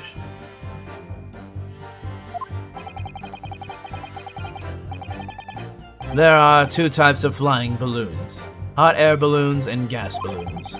Hot air balloons work on the principle of hot air being less dense than cold air, whereas gas balloons derive their lift by using gas that is lighter than air. See, and my balloons are filled with the magic gas, I believe. Hydrogen, lighter than air, but highly explosive. Good lord! I do not permit smoking of the cigarettes in my balloons. The magic gas does not like it fire. Even a small spark of static electricity could cause the entire balloon to explode. What is the matter with you, senor? All that comes out of your mouth is explosione. I tell you, my balloons are perfectly safe. They have to be, or I cannot eat. None of my balloons exploded that day. I am completely sure. But if you still say that is what happened, you must show me the proof. Alright, so Mr. Lune had 3 balloons in the air that day. If none of them were damaged, then what was the one that exploded?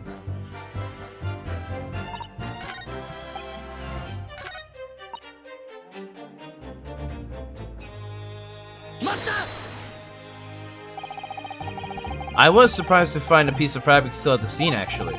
Didn't you search the area surrounding the stage for clues? Nah, I'm not into picking up stuff off the ground, mate. Always works out way better diving into people's pockets instead. So much for the new career path. Mind you, the boss was on his hands and knees picking up all kinds of rubbish from the floor.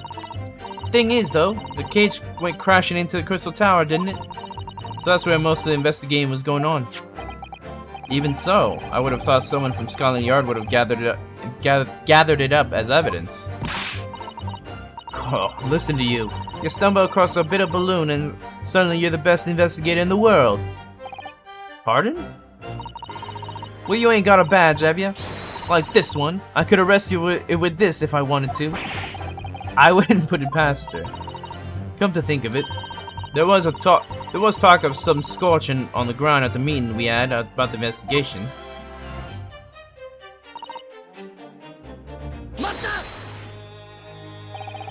There was considerable damage to the stage and the surrounding area, wasn't there? Yeah. Some of the coves what were watching the experiment were caught in the blast and injured.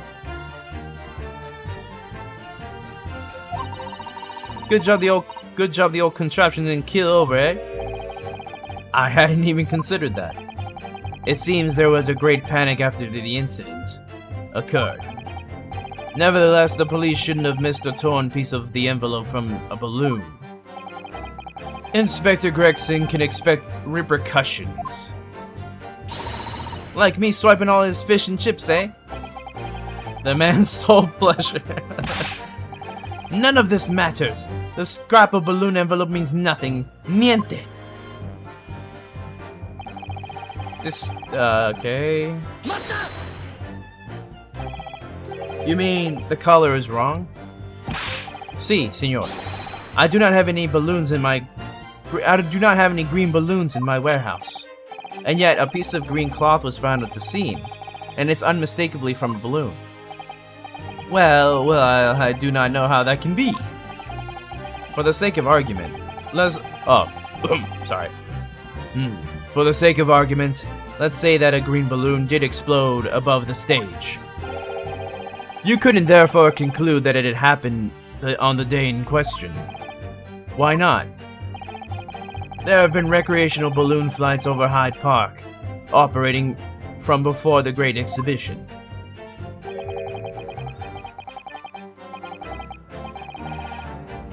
One could have exploded on some earlier date. Unfortunate, as I'm sure you'd agree. You believe it may have been from some earlier balloon accident that predates the exhibition? Si, exactamente. As the senor says, it is not from one of my balloons. Clearly, this little ragazzo from Bohemia. Alright, and he's pissed. Is something wrong, Master Gauntz? It's a... Alright, bro. It was on the tip of my tongue. Yeah, something is very wrong. I know what I saw. There was a green balloon there. I swear it. I swear all over Bohemia. You can speak as much bad language as you like, but it changes nothing. How does this man keep getting balloons? If you do not have evidence, Ragazzo, then I must tell your parents to punish you, eh? Perhaps we'll let the judge decide when it comes to punishments. Evidence? What is this evidence? To give a simple example, young man. A photograph, for instance. Some tangible proof of what you claim. Well, why did you say so? I have this photograph here. Good gracious. What? I had not been up in ballooning for a little while, so I was very excited. I took lots and lots of photographs. Of the Crystal Tower, of the Bohemian exhibit, of the streets of London, of the hot eel cellar, of the balloon, and the instantaneous kinesis experiment. Did you take a picture of that? Yeah, one picture. Really? You did take one. But all I wanted was a ride in a balloon. I was not interested in boring experiments. Never mind that. Can you show us that photograph? Of course. And then you will see. You will see that I am not lying. That I really did see a green balloon. I mean, it's in black and white. Jesus Christ. But it doesn't have any stripes on it, so I think we're kinda in the clear. Well, I see you're all too shocked to speak. Yes, I think shocked is indeed the word, young man. Yeah, perhaps you cannot see that it was a green balloon from this photograph, but that is not my fault. It is the fault of this stupid person who made the camera. Wow. That is one very bohemian sounding cry. Very well. The court will accept this photograph as evidence.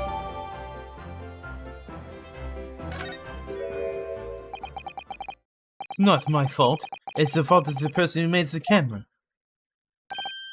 Well, never mind. I'm sure you have plenty of wonderful sepia memories to take home with you. In any case, when exactly did you take that photograph?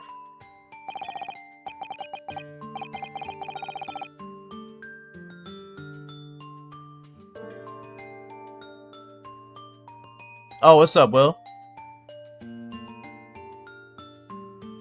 Well, it was in the day of the big explosion.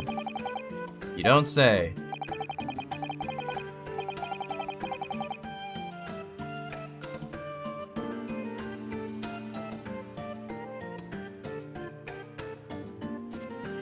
What's up, William? Yeah, my bad. I totally forgot it was today. You already told me yesterday. Oh, okay, yeah. And I was like, wait a second, something feels off. I was like, hey? Wait a minute. Uh-oh, I forgot again.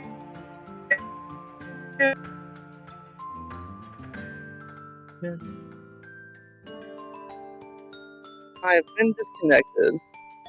What the fuck are these people? Let's see. Oh. Hey, Um, isn't that the six from the first game? Yeah, it is. I remember talking. What's up? I remember the which one the far right. You're kind of breaking up, bro. Oh, I'm always breaking up. Oh, now you sound fine. When it's pertinent information, bro, it magically breaks up. Oh, no, that's perfect. That's why I like these. Can you see the stream in Discord? Yeah, I can see it because I'm on phone, not on my computer. I can never, it won't ever dissipate. I got you. So we have Gina, Gots, and we have a guy named Lune. Lune? So he's Italian. I don't know if you have an Italian accent, sir. I'm just gonna do Mario. Oh no! Look at this bullshit right now. Oh my god. Do you want to be this kid, Gots? And then I can voice Gina. I'm assuming I'll take that as a no, William. And he's gone. When I pressed this shutter release, there was this very loud bang, and a very hot wind rushed over my face. Oh, shoutouts to Flo for joining the Discord. Appreciate you. Thank you for coming through.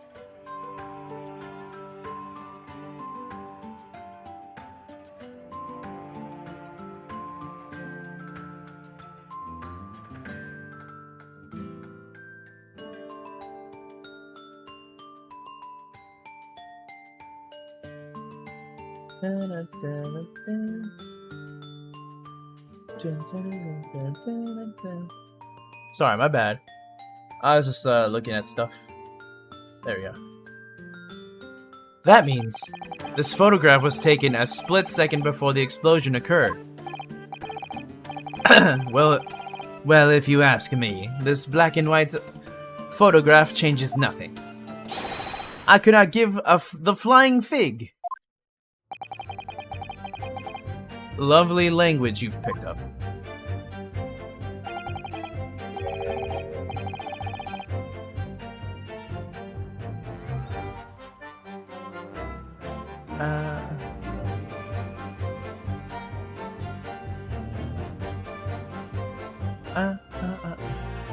As I thought, Mr. Lune's testimony just doesn't quite add up. The young, I was gonna say my drawing in the Discord, but I need to verify from an internet working, so. Oh, okay.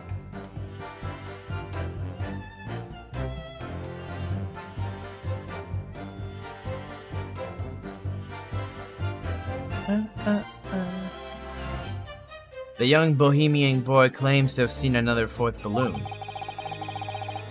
Mr. Lune vehemently denies the possibility, and it's hard to imagine the man in charge could be mistaken about the number that were in the air. Still, this inconsistency must tell us something, I'm sure.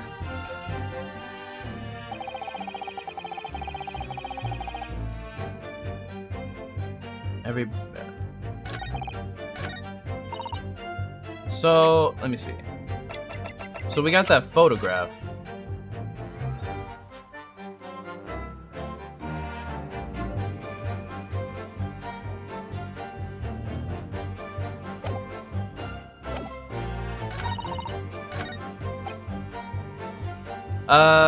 Stripes. It doesn't show any. Fuck.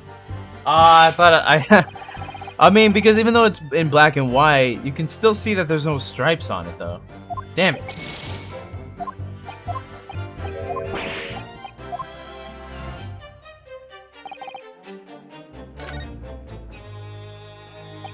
As I thought, Mr. This was quite out. The young boy claims to have seen another fourth balloon.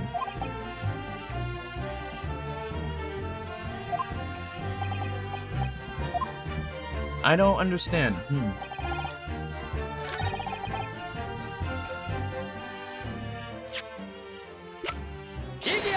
There we go. Unfortunately, the photograph Master Yats took can't tell us the color of the balloon, but it can tell us something else, something crucially important. What? It shows that the pictured balloon wasn't carrying any passengers. Ah, my goodness, you're right. But surely all the balloons would have been carrying passengers. There would be no sense in it otherwise.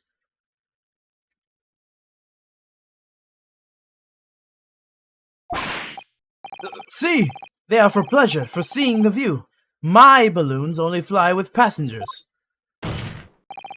Which tells us that the pictured balloon isn't one of them. So when the incident occurred that day, there was a fourth balloon in the skies above the experimentation stage. The mysterious green balloon. I know nothing. Niente. I can only tell you one thing. If this balloon was not carrying passengers, then it was not one of mine.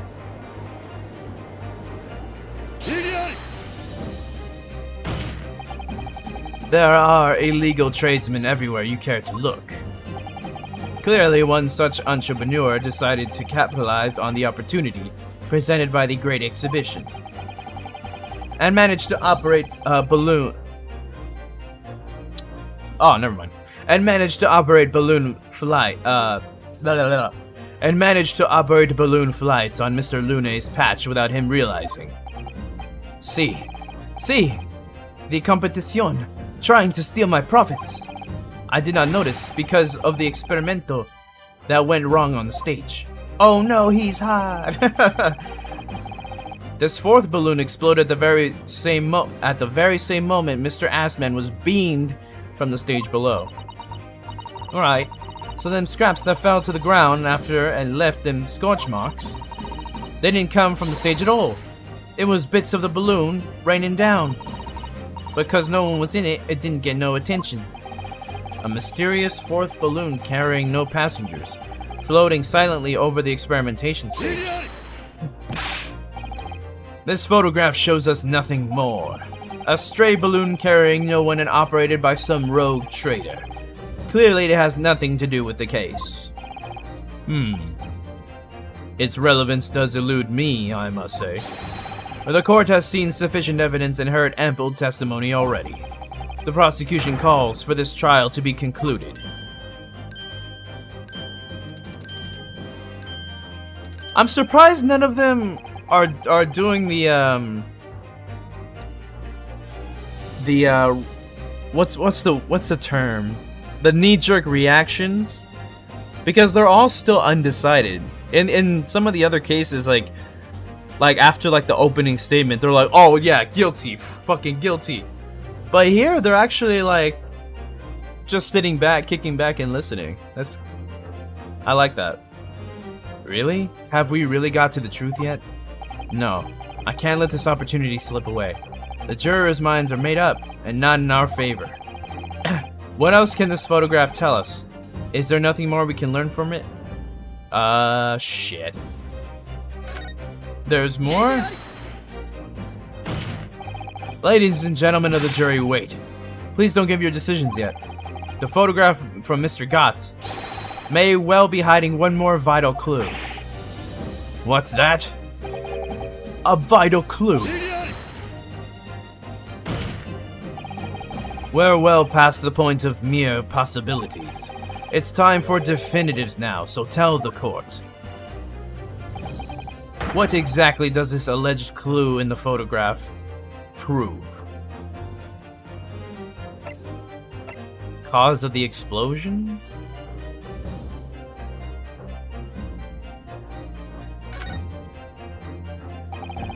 We can reasonably assume that the pictured balloon was destroyed in the searing heat of the explosion.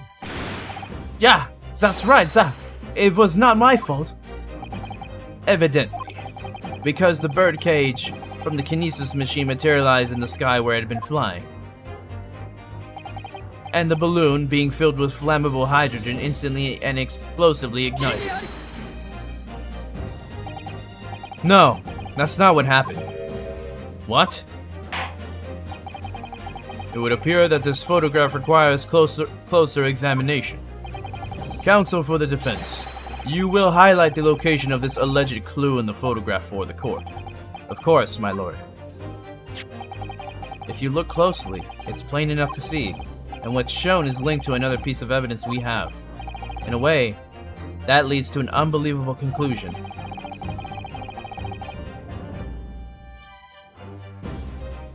The clue that heavily suggests the real reason the balloon exploded is... yeah. So from this dust, you see a shot right here. The timing of this photograph can only be described as miraculous. If you look, you'll notice there's a bright white light in that... oh my god, I can't read. If you look, you'll notice there's a bright white line that appears to point directly at the balloon. Most likely a ray of light caught incidentally on the film.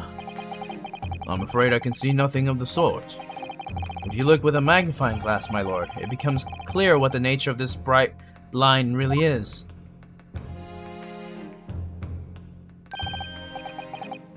Goodness, what is that? Undeniably some flash of light, yes. Oh golly, do you think it might be lightning? but it couldn't have been a finer day. I believe we may be looking at fire. A bolt of fire heading straight for the balloon, like an arrow. And he has his gun, bro? Jesus Christ. Indeed, even to my aging eyes, it would appear to be a flame of some sort. My word. Are you suggesting this flame struck the hydrogen gas that filled the balloon? That's absurd. The balloon would have been 60 feet above the ground at the time. No flame could possibly have reached such a height. Actually, it's my opinion that a particular piece of evidence found at the scene reveals how that is exactly what did happen. What evidence? Are you back? Were you about to say these nuts, bro?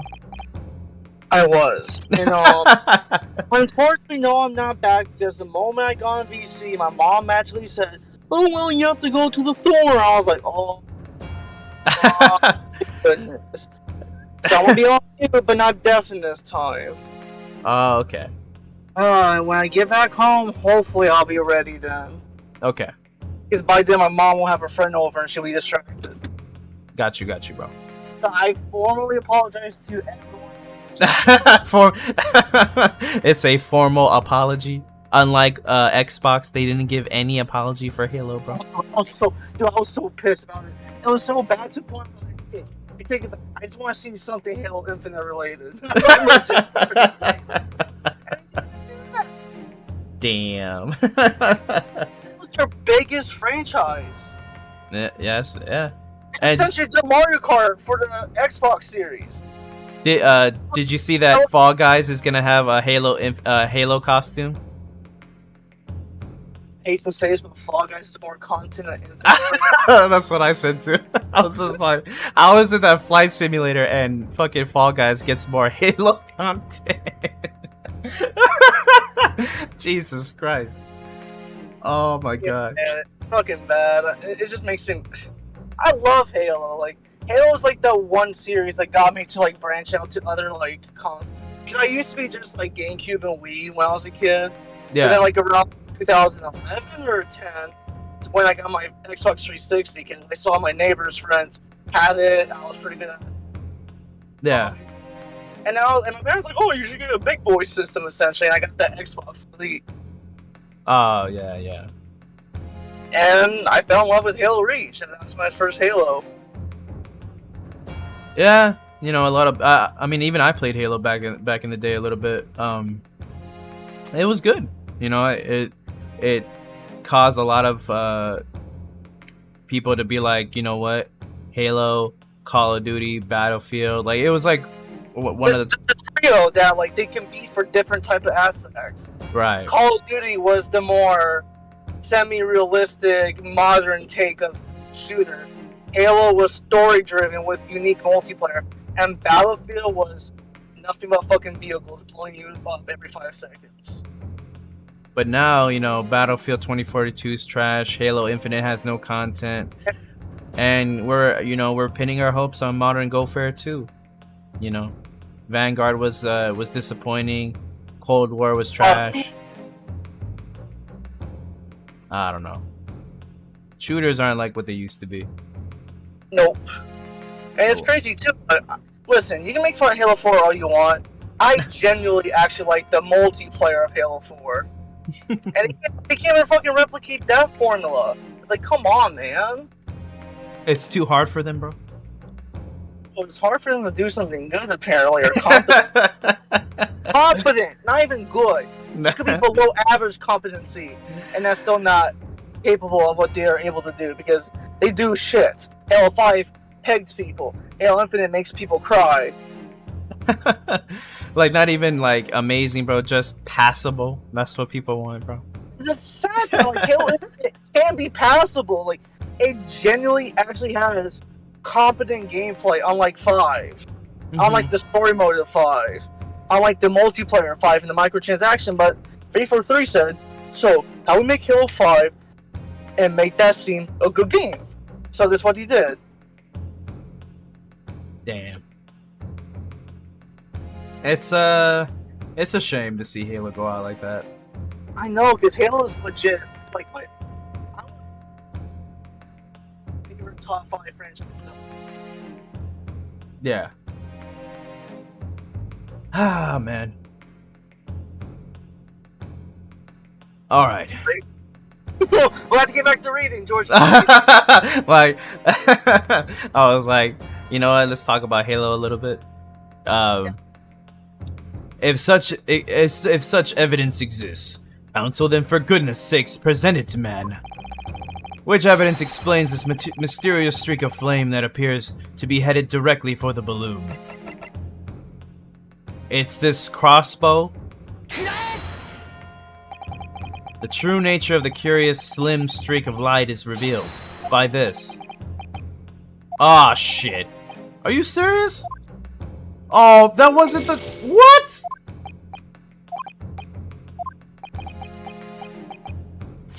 Wait a minute. How is this not...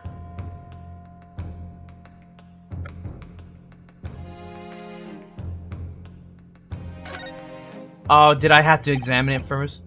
Ah, there's some sort of lever there. Remember, George, sometimes you can't think too literate. That's what Richard said. What the? What is... Oh, so now they transform into the crossbow. What is this?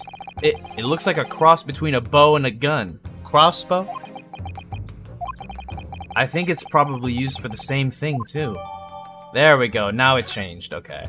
Now I can present. I'm like, bro, come on. Okay. I only have 2 more guesses. I don't want to lose. This was found hidden at the foot of a small ornamental tree near the scene. Good lord. Is that a crossbow? An arrow dipped in oil and set alight could have been shot from this weapon, sending a flaming arrow straight into the hydrogen-filled balloon. Are you suggesting that crossbow was used to deliberately... Blimey, you're right. That streak of light in the photo looks just like an arrow, doesn't it? Then, the esplosione of the balloon, it was... very likely the result of a flaming arrow from this crossbow igniting the hydrogen gas inside.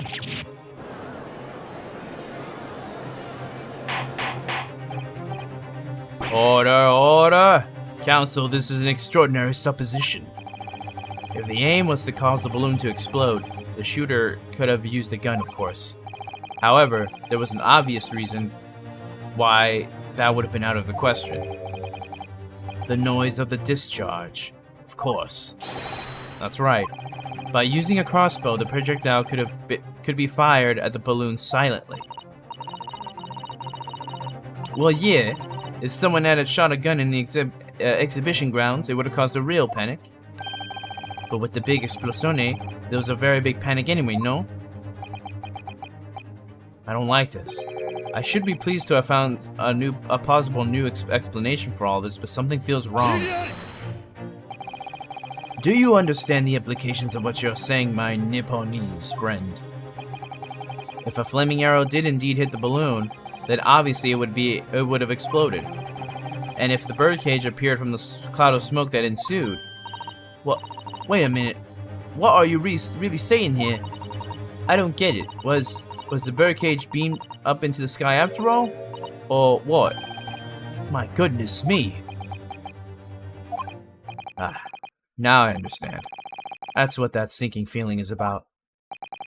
I think there's a good chance that the birdcage was actually concealed inside the balloon all along. What? Did I just hear that correctly, Council? There's no going back now. The horse has bolted. Let's assume, as I said, that the birdcage was hidden inside the green balloon from the start. On that stage, when the experiment was started, the birdcage in the instantaneous kinesis machine disappeared in a cloud of smoke. At that moment, the flaming arrow was fired from the ground, causing the green balloon to explode and drawing the attention of the spectators to the sky above their heads. From amid the smoke, the hidden birdcage then appeared, to fall down and crash into the Crystal Tower.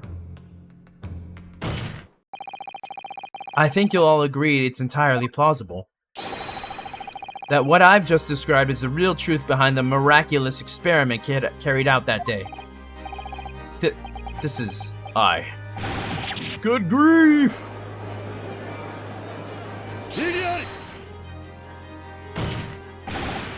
This is ludicrous. What you've described is no science experiment. It's child's play. A contemptible display of stage magic.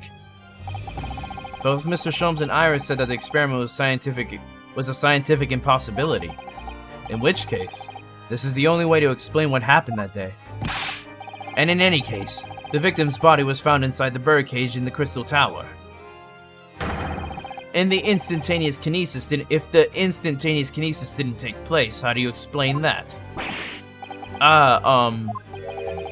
If I may put in a word, as a man of magic myself, such apparent discrepancies can easily be explained by some simple deception. Juror number 3. All that would be needed is a doppelganger, someone who looked very similar to the victim, Mr. Assman. And having this other man appear on stage to front the show as a body double. Yes, of course, so in fact, Mr. Assman must have been inside the birdcage that was concealed inside the balloon from the start. That balloon would have been filled with hydrogen. Anything hidden inside would have been scattered to the 4 winds when it exploded. No one would have ever embarked on such a risky venture. Not necessarily. The explosive force of the balloon gas would very much depend on upon the mixture ratio. Juror number 4. They're actually helping me? the jurors are actually helping me. They're not like immediately against me. Flying balloons are rarely filled with pure hydrogen, but a mixture of other gases such as helium as well. Helium on its own doesn't explode, but by controlling the gas mixture ratio, the explosive force can be altered. The mixture ratio? Obviously, the victim's body would have suffered some burns. That would be unavoidable. But not to such an extent as to render this whole obscene charade impossible. Does he have burns on him, though? No.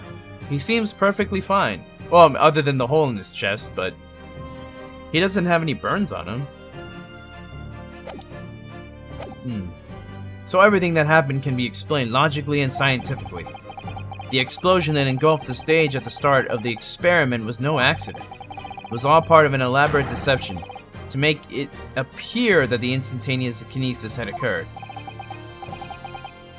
Well, goodness me. And if we accept that this is what happened, it means that the victim, Mr. Assman, was never present on the public experiments. Oh my god, I cannot read. It means that the victim, Mr. Assman, was never present on the public experimentation stage to begin with. In short, he couldn't have been killed by the defendant, who was on stage in full view of the entire time. Van Zieks finally takes a hit. This will be very hard for the prosecution to counter. Lord Van Zieks can't credibly maintain that Professor Harebrained is a suspect now. Watch him. But he's gonna do it for him, though. Here comes Harebrained. Oh my god. Look at, this fucking idiot. Mr. Naruhodo, I appreciate your efforts. Thank you. Professor. But you can stop now. Just keep your mouth shut, please. Sorry? What's all this about, Mr. Harebrained?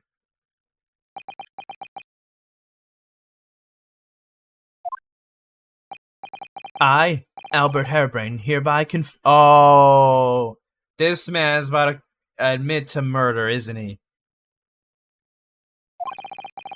That it was me who stabbed Mr. Odiasman. Oh my god, bro.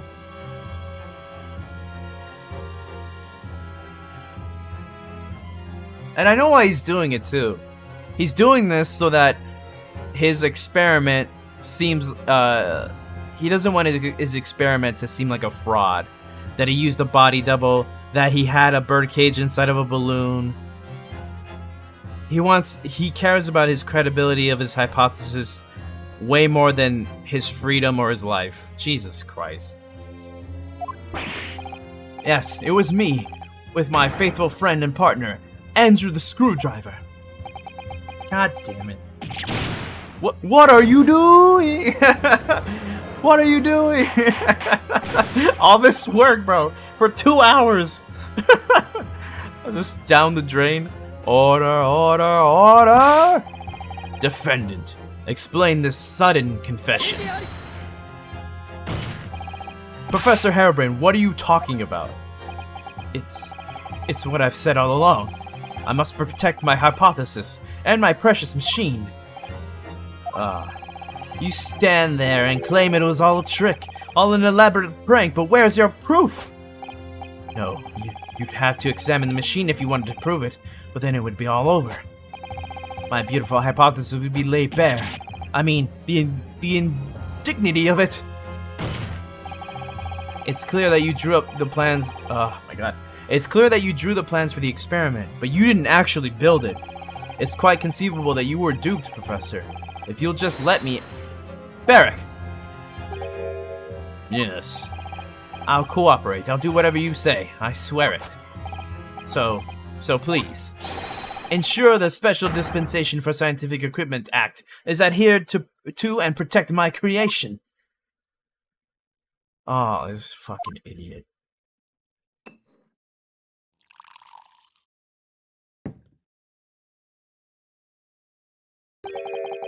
Pray forgive the discourtesy of filling my hallowed chalice at this critical juncture. Here's to my learned Nipponese friend. What? And his upcoming attempt to clarify the defense's position in the light of the accused's confession. Do you intend to formally assert that the experiment was nothing more than a conjuring trick? Because the moment you do, the Special Dispensation for Scientific Equipment Act that protects the professor's invention will cease to apply.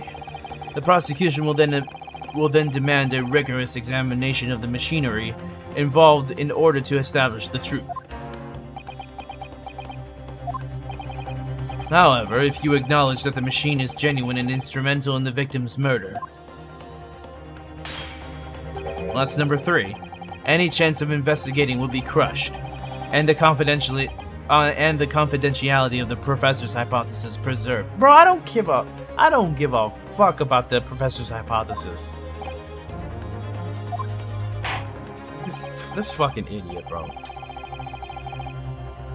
Oh my god. Well, counsel, what is the defense's official position on this matter? What Professor Harebrained, my client, actually asked of me was to prove that the explosion on the stage was an accident and protect the secrecy of his hypothesis. But there's no way to do that without implying the professor's guilt. Do I protect my client's life by asserting his innocence? Or do I uphold my client's request but see him condemned? Either way, I can't avoid betraying his trust. You've been silent long enough. Isn't talking your trade, my learned friend? Or has all knowledge of English escaped your confused Nipponese mind? That's racist, bro. The fucking professor's making this way more difficult than it needs to be. Mr. Naruhodo! There's no escape here. I have to make a choice. But it's an impossible one. I have to give up on something, but what? The defense asserts that the defendant's instantaneous kinesis machine was in fact...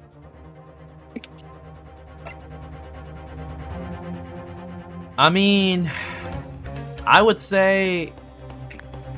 Look, if we say that it was a proper scientific invention, yes, they can't study it and have all the secrets be revealed to the public for everybody to steal. But then the fucking professor gets put in prison, so what's the point of even protecting the secrets when you can't even benefit from it? Then pick it. But then there's the conjuring trick where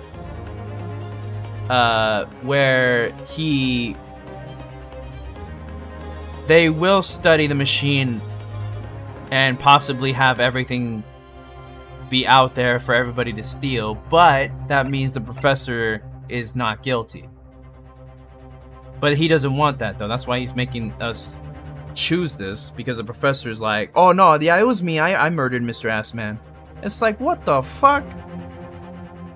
All to protect She'll that. say like, actually, I did murder him. That's pretty much exactly what he said.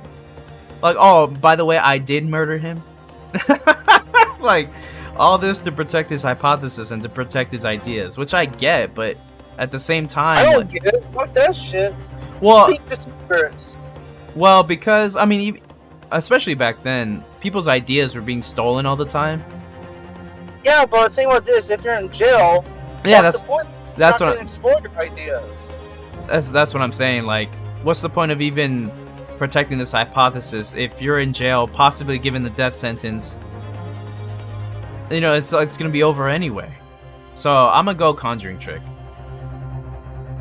Oh, wait, I'm guilty. Lucky Goofy over there. Guilty. Yeah, I'm on my way home. Oh, okay. Ah! So you don't have to hear the driving sounds. No, I can't say it. My client places faith in me. I can't just let him down. What must I give up on is not the question you have to ask yourself here. Who's saying this? It's what can I protect? Oh! Oh shit! Susato's here? What? When did she get back to England? What the hell? Oh my god. You useless bitch cannot survive without. Oh, she just showed up out of nowhere. Oh shit. Also, that's what Iris must have been doing. That's why she didn't join us in the trial. She went to go get Susato. Oh my god. Hello again, Mr. Naruhodo. It's been far too long. Let's go! Susato-san! Hey! It's her objection theme. Let's go! Oh shit!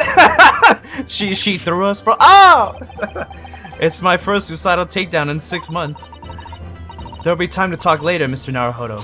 For now, we must concentrate on the task at hand. Which is working out not what I have to give up on, but what I can protect. Professor Hairbrain. Yes.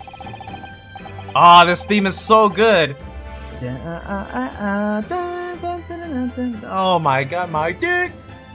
It's in space, bro. Yesterday, you told me that science is the pursuit of truth. Well, my job is to pursue the truth too. Yes, of course. And personally, I prefer the air. I believe that you didn't stab Mr. Assman. I think you've come to realize something yourself too, haven't you? That your experiment and the machine you built with the victim are questionable. The truth behind that is what we must both pursue now.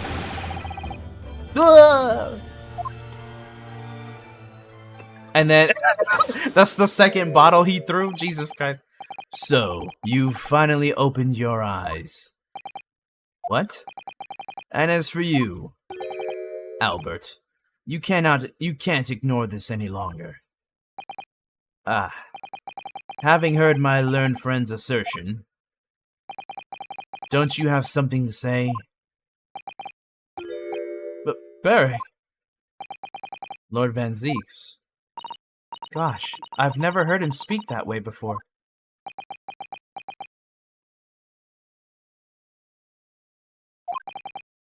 In truth, there is one thing, something I've remembered that's of relevance.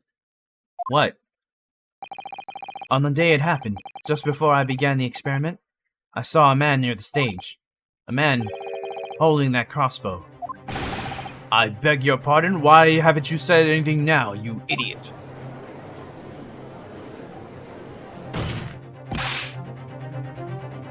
Professor, did the man have any distinguishing features? What did he look like? taller than me, and, thinner than me, with straight hair, straighter and wider than mine. Let me see. One less lens than me, too. A monocle, rather stylish black monocle. But one thing in particular will help me positively identify the man, you see. I know him very well. After all, he's the engineer who built my invention. What? I knew it, bro. He built the machine? That's right. Mr. Assman introduced him to me a year ago.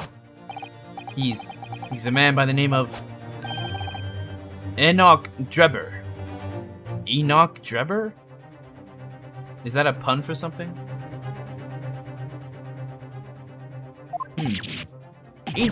Drebber? Oh, do they know him? Does this name mean something? Members of the jury seem flustered.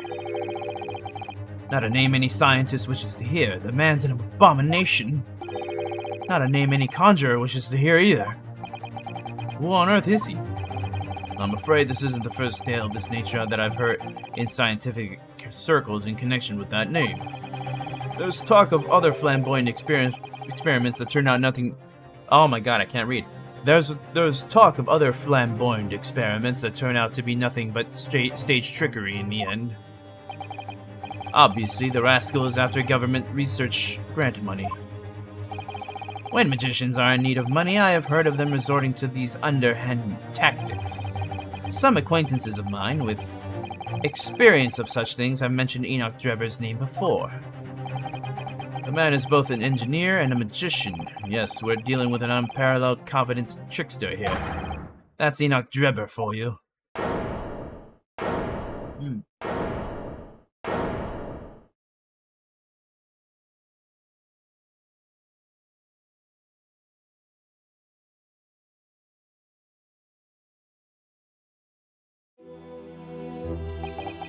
So it's true then.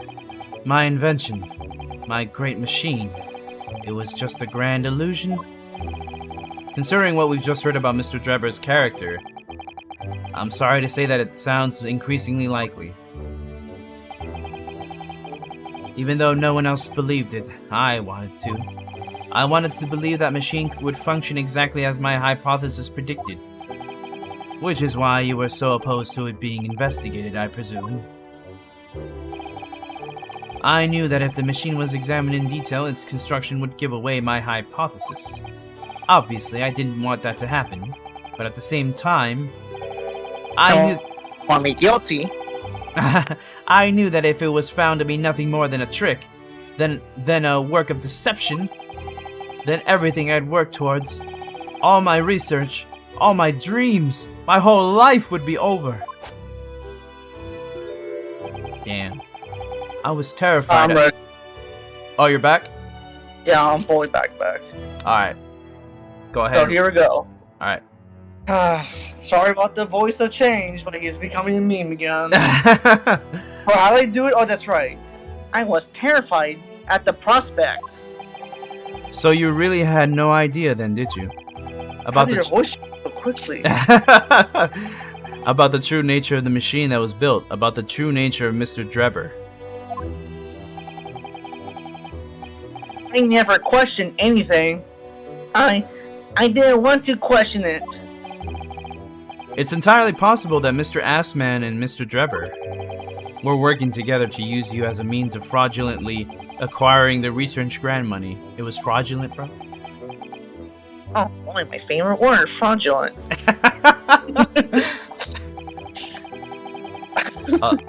Is that me? Yeah, this is you.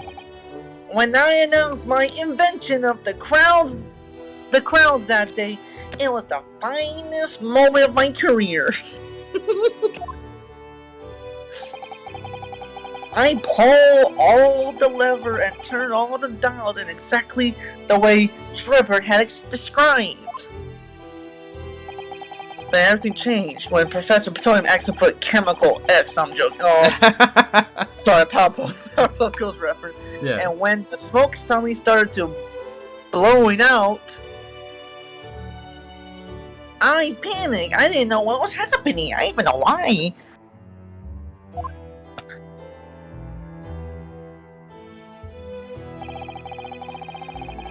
But I really don't know how the whole illusion was made to work.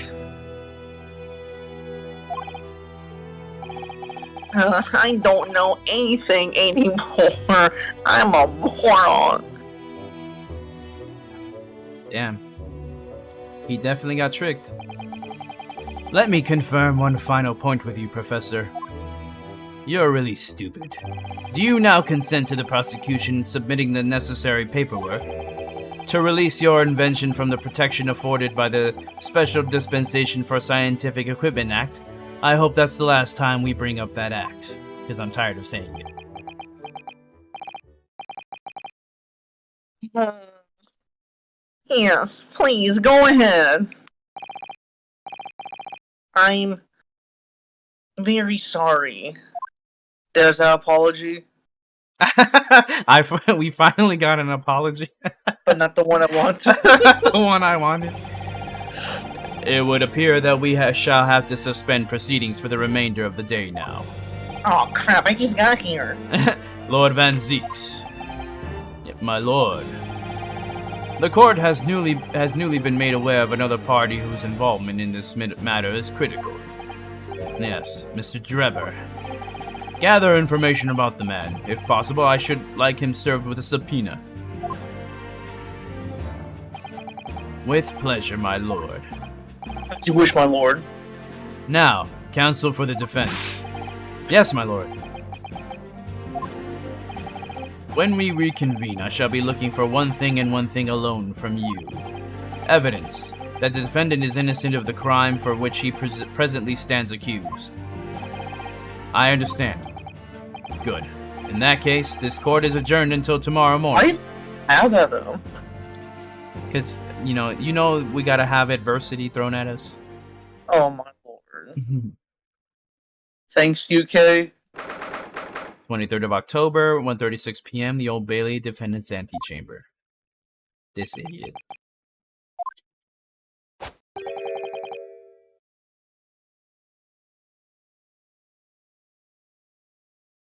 Mr. Naruhodo. Oh, yes? I'm so sorry. I was wrong. Haha, I should have done the right thing for Halo. I mean, you were right. You trusted me, and I dragged you into my mess. Oh, how did this ever come to this? I'm so sorry. Did you really have no idea, Professor? About what Mr. Drebber was really up to? I mean, about what he was really constructing? Naturally, I don't question my authorities. That machine was the embodiment of my hypothesis. All of my hopes and dreams were put into that damn working machine.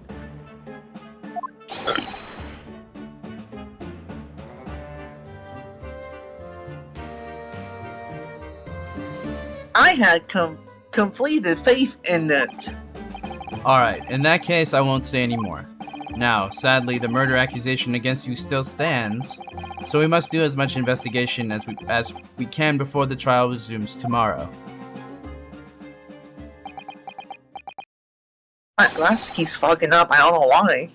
Well, thank you for doing so much for me. I mean, I pay you $5 an hour for this, so that's pretty good for the time being.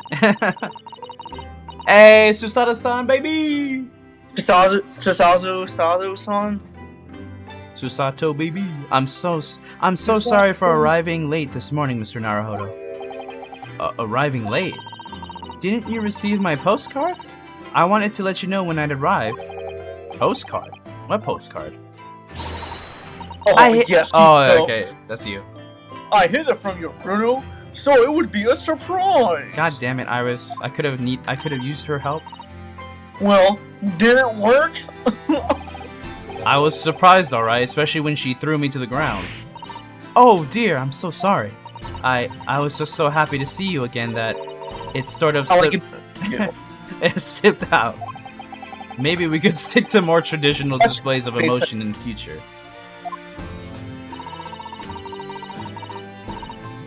Yo, Susie's train was late. into London's Victoria this morning, you see. We made the coachman really whip the horses hard, so she didn't miss the whole trial. I was watching from the gallery for a while, but in the end, I'm afraid I couldn't contain myself. Well, I'm glad you didn't. Oh! Having you at my having you at my side in court gives me the strength I need to win. So, I'm delighted to see you back in London. Oh, you're too kind, Mr. Naruhodo. I'm delighted to be here. I hope I can continue to be of service to you. Of course. So, what's brought you back? Did Professor Mikotoba not protest? I'm guilty. Let's okay. Let's save all the conversation for when we're back at the home, shall we? You know, I have made one of my most special blends ever for this special occasion of my special juices. Jesus. Oh, Iris, how wonderful. I can't wait. Susato-san was back in London. It's hard to describe how happy that made me feel at the time, but despite my elation, our tale was about to take yet another extraordinary turn. Interesting. That's awesome, though. I'm glad she's back. Wasn't she gone the last game too for like one chapter? She left at the end of the game. So canonically she's been gone for 6 months now. So she just came back. It's been 6 months already. Mm-hmm. What does Ryuno Sosuke do during the 6 months? He was banned from being a lawyer, so what he was doing was just he was ordered to study old case files, study British law and stuff like that, and report back to the what you call it. He got banned from the last trial? Yeah. Not For what? well, you know, because that trial involved a lot of government secrets and shit like that, so you know, they were trying to Was keep that his fault? That can't be his fault. Yeah, I mean, it was like this whole thing, so. No, they're just being racist. You know why he fucking made him quit for 6 months. I'm not gonna lie, bro. It was racist. No, absolutely. How about Van Zeke and all the fucking bottles he breaks in the fucking government court? 23rd of October, 2:41 p.m. Naruhodo's legal consultancy. Yeah. It's still messy like usual. Oh, this room. It's been too long. It hasn't changed in the slightest, though. And it's been some 6 months, hasn't it? That's a long time for things to stay so familiar. I didn't know when you might return, and I wanted everything to be as you'd left it. But it has been some 6 months. It's true. So, is your father alright, Susie? What happened? My father? Yeah, Professor Mikotoba. I mean, it was half a year ago, but that's why you went back to Japan. Because of the telegram you received saying he'd fallen ill with a very high fever for some unknown reason. Unfortunately, he got a cease and desist from Nintendo. That's right. So I was surprised to learn that you'd be coming back so soon. Surprised but happy. I think I wrote about it in my letter to you, that it was all a trick. My father is in fine health, and I'm obviously very relieved about that. Well, we're all delighted to have you back. It was quite by accident that I've been able to return to Europe, actually. It's because of a very grand conference called the International Forensic Science Symposium. The International Forensic... That's the same symposium Mr. Lord Strongheart mentioned. Anyway, I've arrived safe and sound, and all that matters is that I'm here now. After all, I haven't yet fulfilled my promise to you, Iris. Oh! You must tell us everything that happened while you were back in Japan. Yes, of course, I shall. And there's one other thing. Something you wrote in your letter that particularly grabbed my attention. About you-know-who. About Kazuma. I know. I'll tell you all that I can. Back in Britain. When I first arrived back in Japan, I really thought I'd never be allowed to return to Britain. But curiously, after that awful trial at the Supreme Court, Father's mood changed entirely. The awful trial? Oh, right. For the murder of Giselle Brett.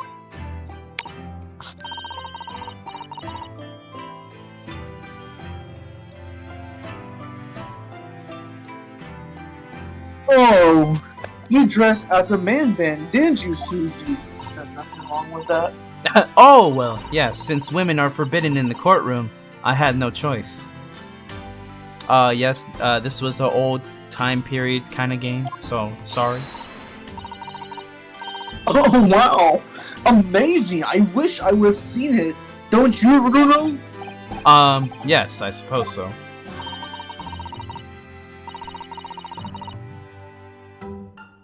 I want to play being a lawyer now. I could wear a false mustache, maybe. Like, yo, what's up, everyone? I'm a lawyer. I don't think any mustache could hide the fact that you're just 10 years old, Iris. Oh, shit. There's something else I've been wanting to ask you, Miss Susato. Would you marry me? Shut the fuck up. It's about the real reason why Professor Mikutoba summoned you back to Japan. You said in your letter it was something to do with that convict's loot we found in Mr. Natsumi's lodgings. That's right, the very large dog collar we found with the bee emblem on it. It seems Mr. Natsumi included a drawing of the collar in the report he submitted about his time in Britain. I understand that when Father saw the report, he turned as white as a sheet. Why would that be, then? Father came to Britain himself, of course, to study. It was some time ago now, but he stayed for 6 years. I can only imagine that something must have happened during that time. But if he refuses to tell me what it is, then I intend to find the answers for myself. And I've decided that I, for one, won't keep any more secrets.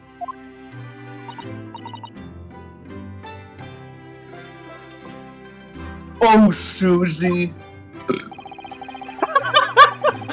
That's a very meaningful look Susato-san's giving Iris there. Forensic Science Symposium. Lord Strongheart mentioned something about that symposium too. I think he said that investigative authorities from 40 different countries would attend.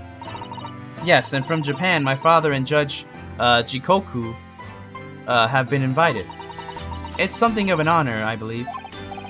Well, Professor Mikutoba is the leading expert in forensic medicine in our country, after all. But who's the other person you mentioned? A judge, did you say? Yes, His Excellency Judge Seshiro Jikoku. You've met him, Mr. Naruhodo. Last year, in the Supreme Court. You can't possibly have forgotten. That terrible trial of yours when you were accused of murder. I try to think of that as a positive turning point in my life these days. Well, it was Judge Jikoku who presided over that trial. Wait, they have different judges? Not the old guy every time? Well, that judge is in Japan. So, I mean, it wouldn't make sense. Oh, I thought that was UK, my bad. If I'm I know nothing about this lore. If I'm perfectly honest, I'd be happy never to see that man's face again in my life. Oh, well, anyway, as Father was invited to the symposium, he agreed to me returning to Britain, too. He won't actually arrive until next month, but, well, I couldn't wait. So I pleaded with him, and in the end he agreed to me going on ahead. Yes, about the symposium. It seems as though Lord Strongheart has put an awful lot of work to make it happen. It's obviously very important. I believe it is, yes. As I understand it, Lord Strongheart organized the entire event himself. I think he's hoping that by achieving exceptional results, he'll get the job of Attorney General. The most senior position in the British justice system. He's hoping to use his power to create the world's finest policing institution. That's what Father said anyway. Apparently it's Lord Strongheart's lifelong ambition. Does Professor Mikutoba know Lord Strongheart personally then, I wonder? Actually, Lord Strongheart gave me a long speech all about this very subject only yesterday. but I sort of lost the will to live early on and didn't really listen to much of it. How trying for you. Giselle Brett. Oh, this bitch. Giselle Brett. The woman whose unforgivable actions ended in me being wrongly accused of a crime I didn't commit. The murder of John H. Wilson. Yes, Giselle Brett. That's a name I won't forget for as long as I live.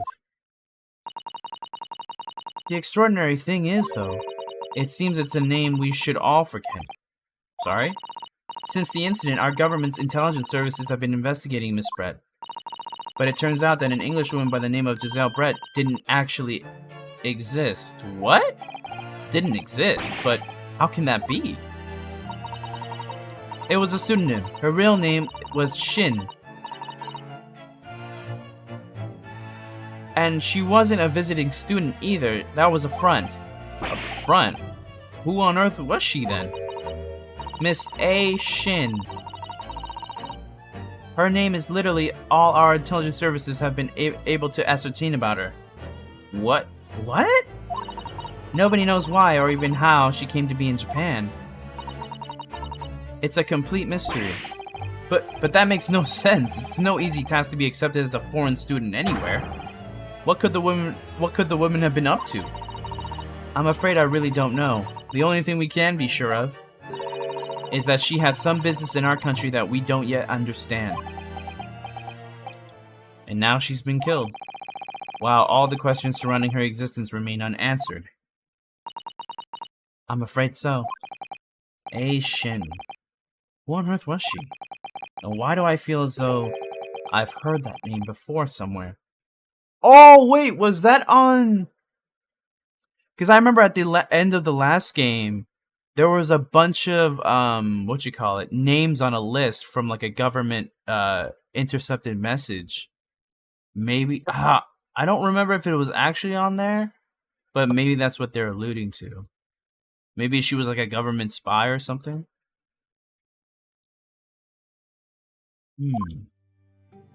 What about Kazuma? After my friend Ray's trial, the reporter who actually killed Miss Brett said something very strange. Oh, you could do this. Okay, how would we do his voice? I forgot. Bro, this was a year ago for me, so I don't remember his voice. I'm pretty sure you voiced it, because I definitely know I didn't voice him. Oh, you're right. I don't remember. I know the truth. I know you had a hand what went on. And that visiting student's fate. Nobody here in Japan knows anything about it. They don't know what the guy never made it to England. That he died on that steamship. I almost said stream. And that he'll never... Obviously, I couldn't ask him to elaborate at the time. But later, I visited the man in his prison cell and asked him what he was going to say about Kazuma-sama.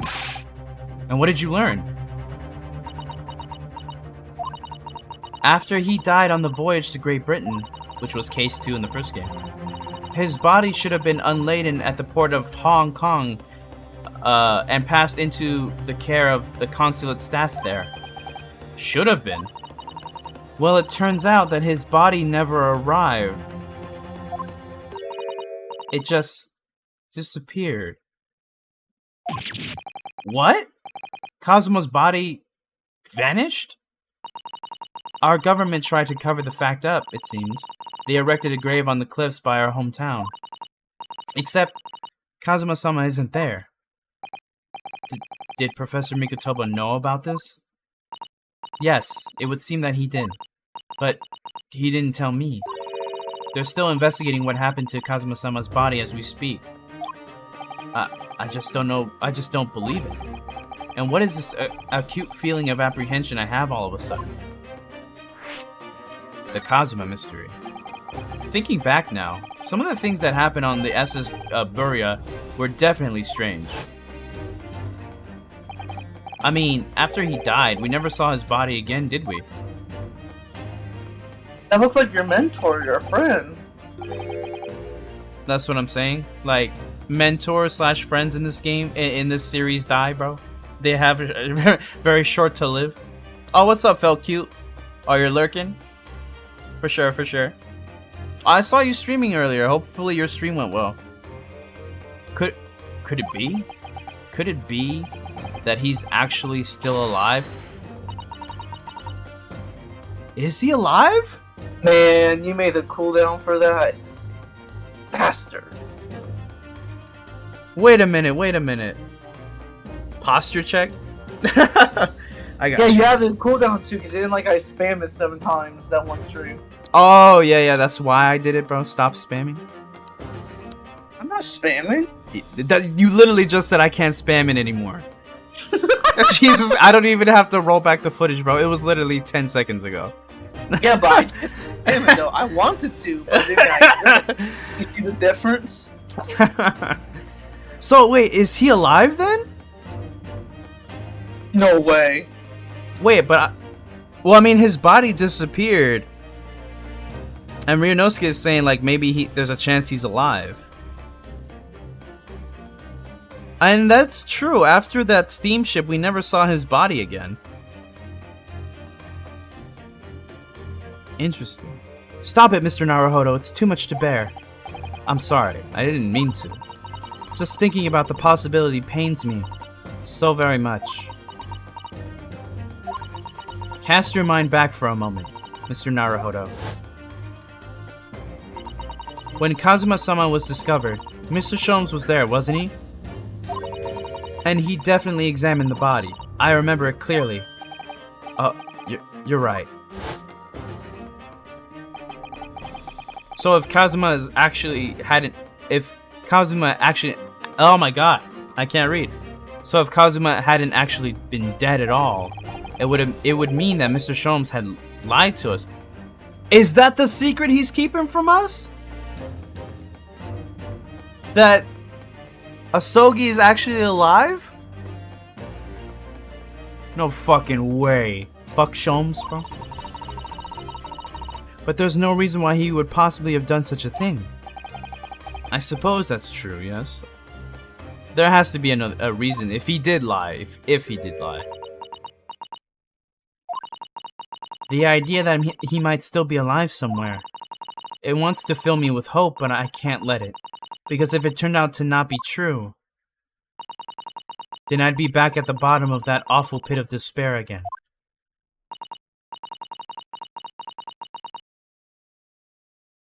I'm terrified of what that might do to me.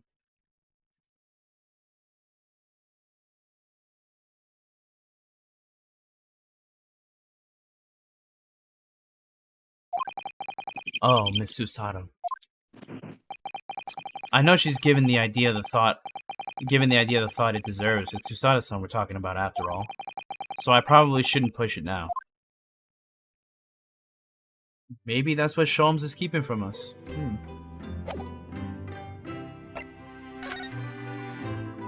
Presents? Oh, talk to Iris. There we go.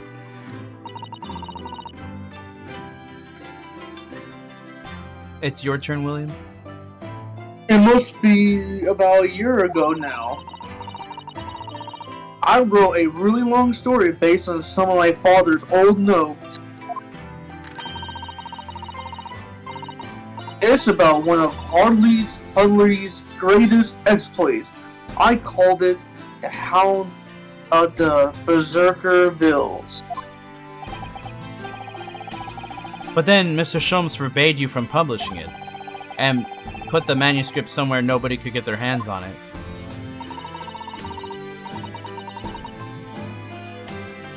So nobody knows anything about it apart from Hurley and I. But for some odd reason, you knew the title of it, didn't you, Susie? Oh, this was back in the first game. Oh, it sounds so exciting. The Hound of the Baskervilles. I should love to read it.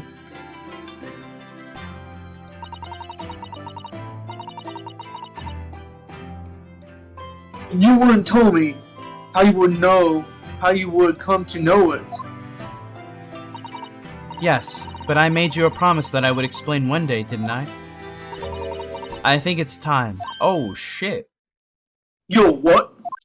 Oh, Oh. whoa.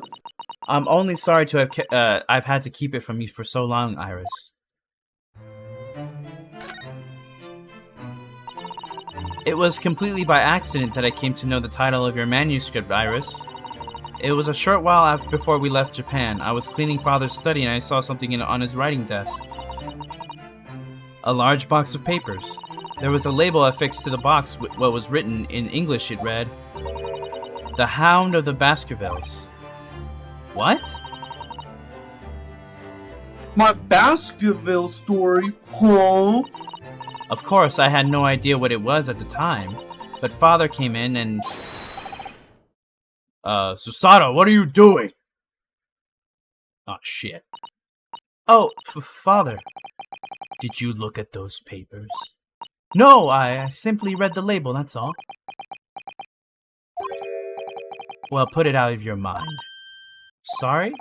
Forget that you ever saw it, and certainly don't tell anybody about this. Do you understand?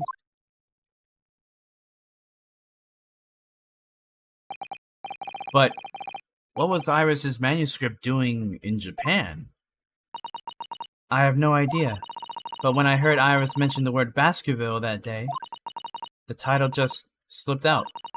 I would never have guessed that it was an unpublished account of one of Mr. Sholmes' exploits.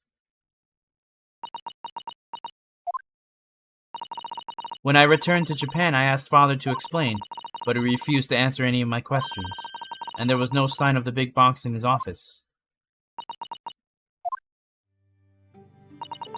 That's really all I know about it.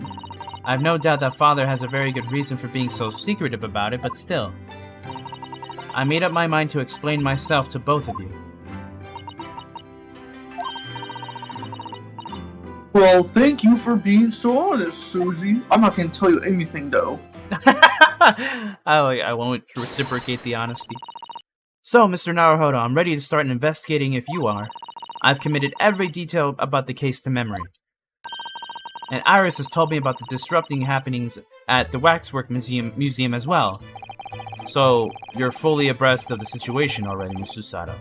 I'd expected nothing less, to be honest.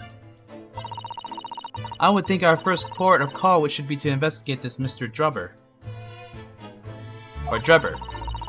The engineer responsible for building the elaborate machine that was used to effect this extraordinary trick. Yeah, conjurer of sorts, by the sound of it. Well known in the fields of science and magic. Then, we need to go and arrest him. Well, yeah.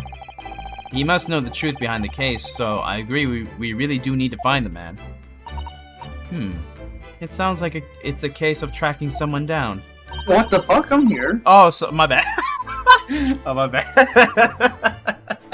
Damn. Sounds like a case of tracking someone down. She had a change of voice for some reason. Again. It's her puberty voice crack.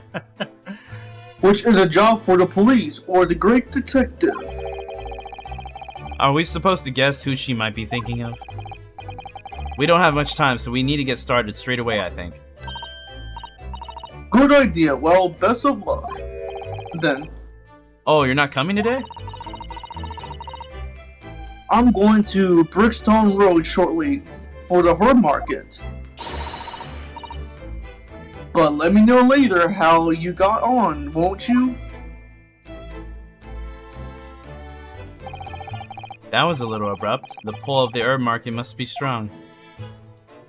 Anything else? Nope. Okay. Move. New location has been added. Man, test spells.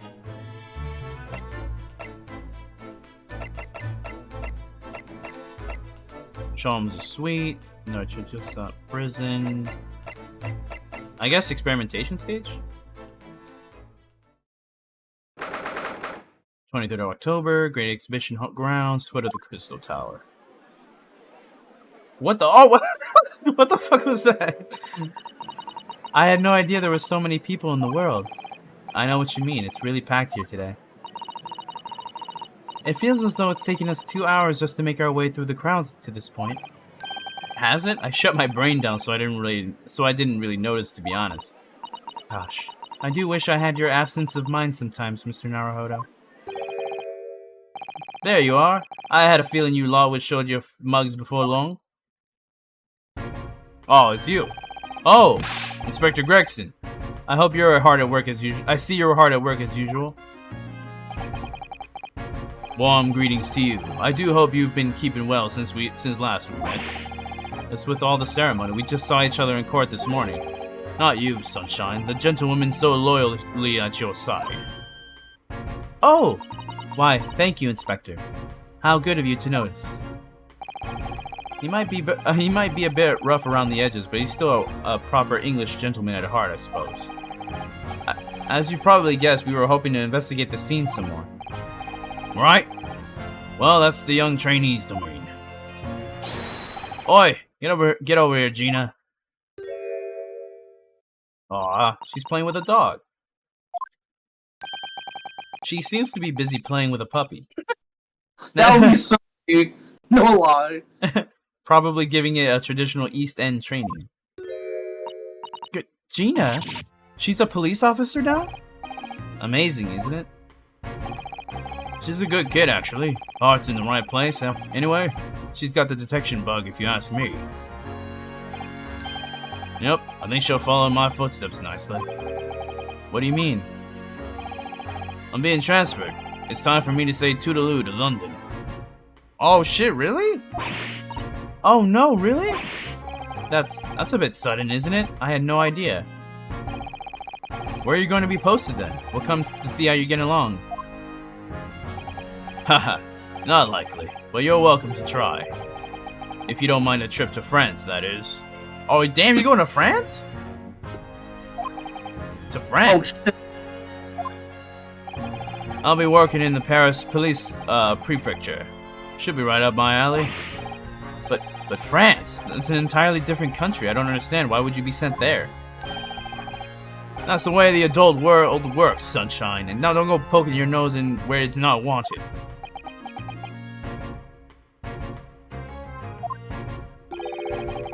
I'm intending to take the kid with me when I go.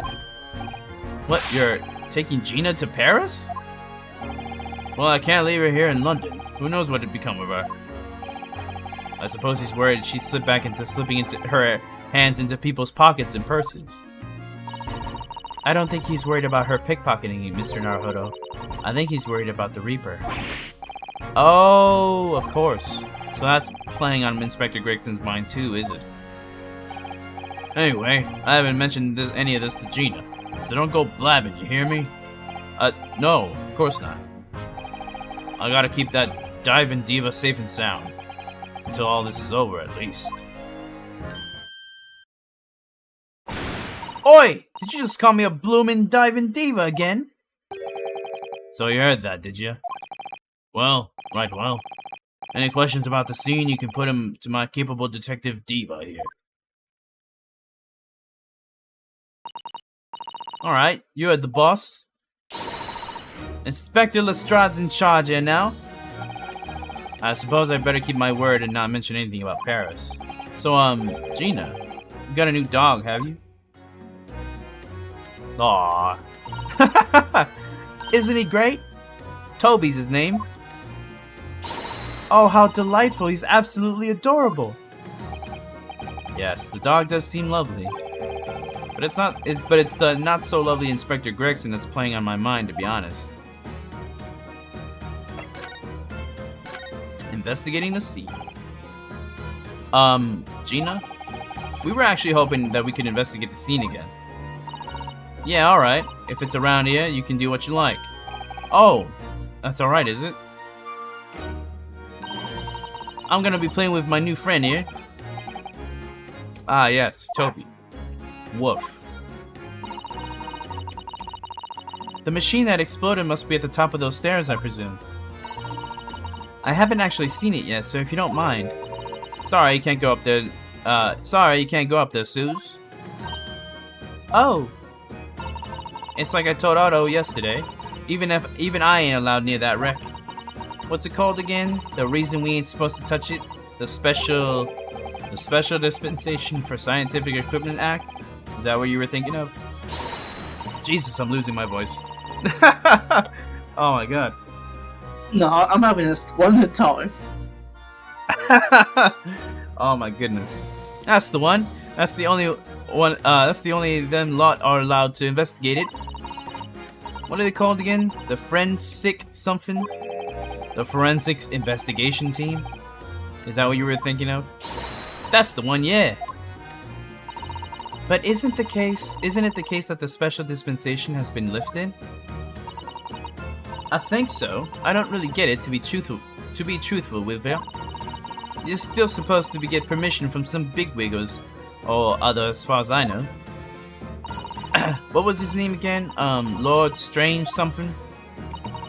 I'm not quite sure that's right, Gina. I think you mean Lord Strongheart, perhaps. That's the one, yeah. Apparently, he's always watching the time or something. So without Lord Strongheart's express permission, we can't investigate on the stage. Today's trial. It was great, wasn't it? I had a right laugh. It was a new one on me, that. You know, being in court and not spending the whole time worrying I'm about to be found out. You did keep an awful lot of secrets in all your previous court appearances, didn't you? Yeah, and Otto's made things odd for me every single time and all. Just doing my job, Gina. But watching someone else get in the neck is a lot of fun, actually. It was amazing when you showed that professor's dodgy experiment was a total fix. The dodgy professor, as you put it, Gina, is Mr. Naruhodo's client. Yes, I'm starting to wish he wasn't, though. It's the boss I feel sorry for. Sent off to do the impossible. What do you mean? He's supposed to arrest the other cove, ain't he? And in time for tomorrow, no? You know, the dodgy engineer. What's his name again? Mr. Drebber, you mean? Enoch Drebber? That's the one, yeah. So the police are looking for this mysterious man with a black monocle. I guess they would be. It's putting too much on the boss, if you ask me. He says it's giving him an headache. Oh dear, but I do wonder if that isn't actually from all the fried food.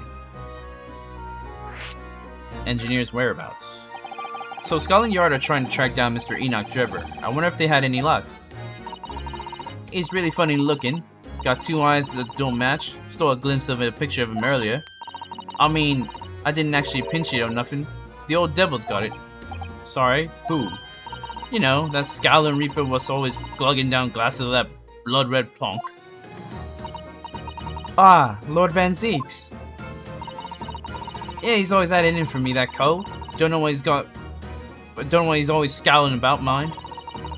Probably would have been a pretty good boss, as it goes. She'd rather be the Reaper's apprentice than a detective's trainee. The way I see it, if the choice is between a chip-guzzling detective and a chalice-guzzling demigod, you're equally bad off with both. I suppose you're right. I hadn't thought of it like that. Why did we put that one into bed? Anyway, the point is, everyone at the yard's dead set on finding the fishy engineer. But there don't seem to be no clues to go on, so they're stuck. There's nothing that can lead us to Drebber at all. Toby the dog.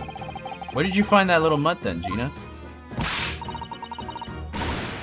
Oi! Don't be so flaming rude, Otto. Slight overreaction, don't you think?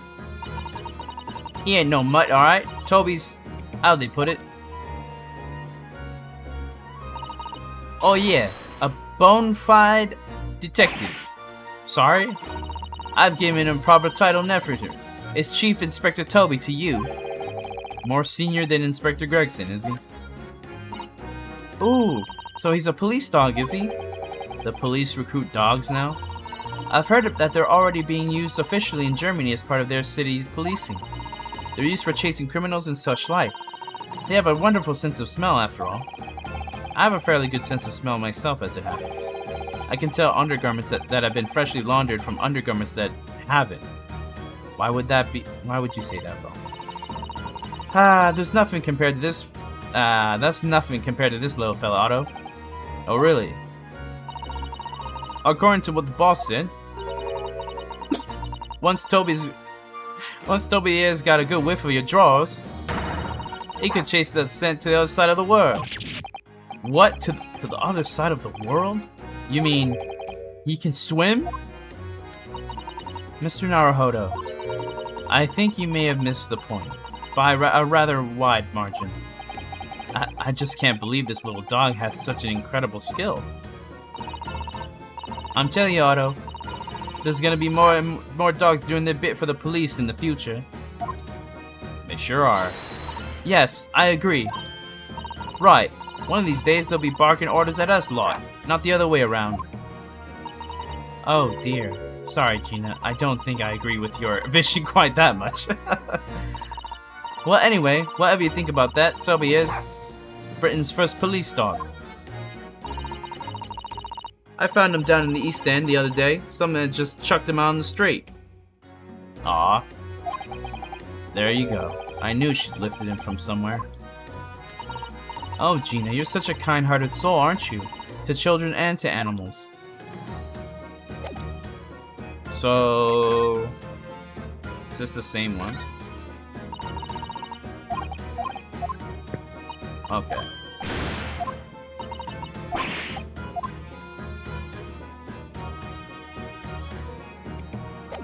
Okay, so I guess we gotta move.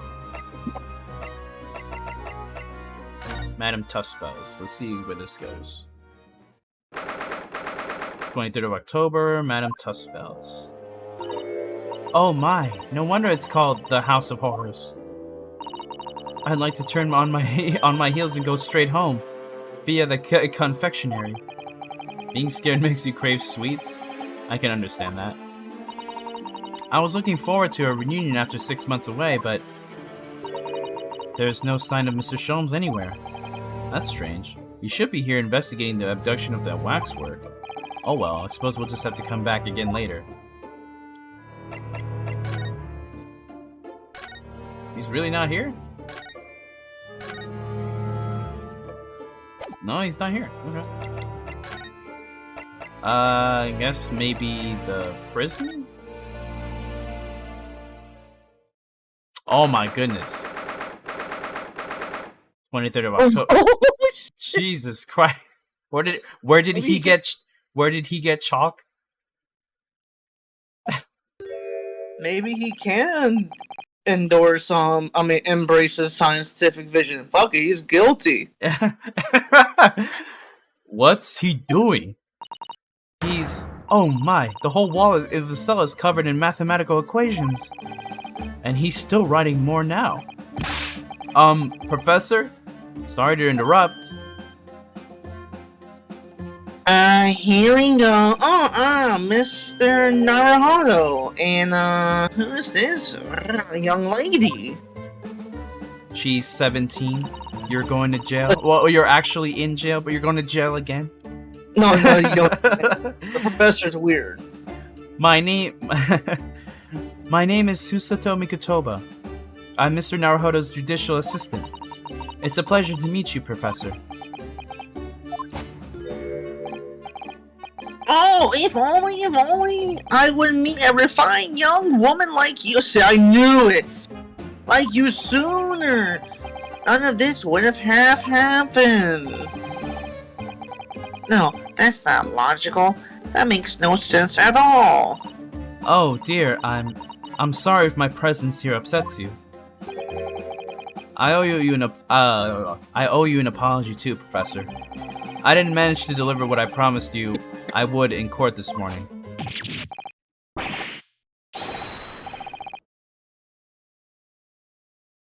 Oh, no. The whole miserable affair is all happened because I have been such a complete utter clout. Or clut. Professor Hairbrain, what have you been working on in your cell?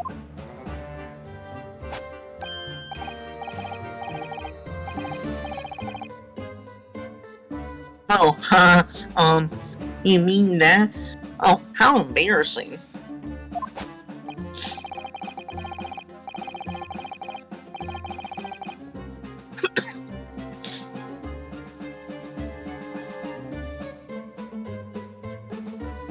I was suddenly tricked by an idea, you see. I simply had to write it down. The law was all I had to hand. I had to hand. Oh, is it some new hypothesis? Something to surpass super high voltage instantaneous kinesis, maybe.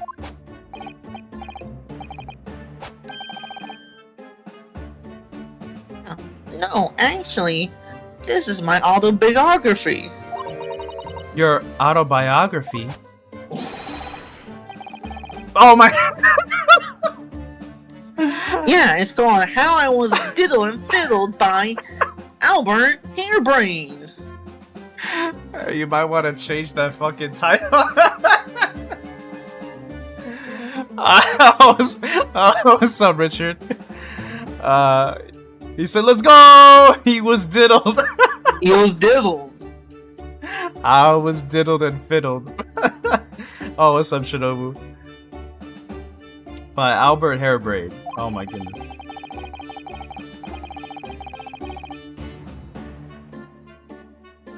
I have found I can represent my odd fortunes with only odd numbers and ambitious set of stimulus equations. Oh, by the way, Richard, is fucking Asogi alive? You know what? Why am I even asking, bro? I guess we'll find out soon enough. But they're putting down hints that he's alive.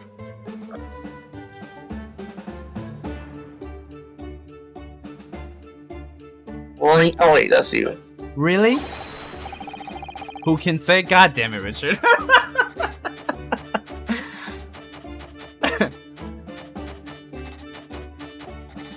I'm going to have to pay back all the loans I took for the kinesis machine, you see.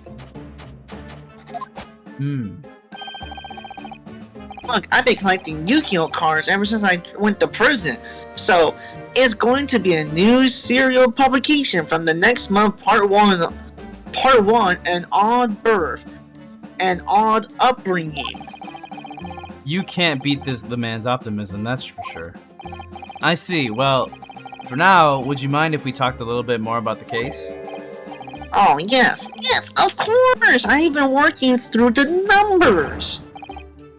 I was diddled! I was fiddled by the pair of them, oh my.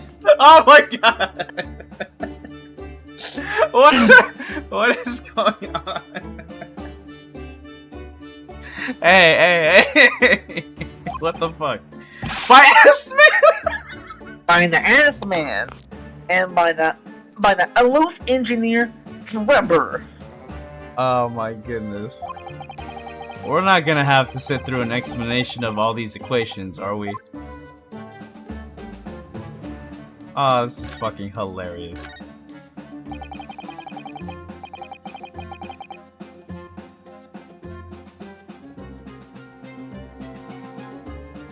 Your turn, William. I believe and has been turned on its head. My research, Mr. Assman, my kinesis machine, my hypothesis, even... I'm sorry it's come to this. There really was no other way. No, it's not your fault. I wanted to protect my work, but in the end, there was nothing worth protecting.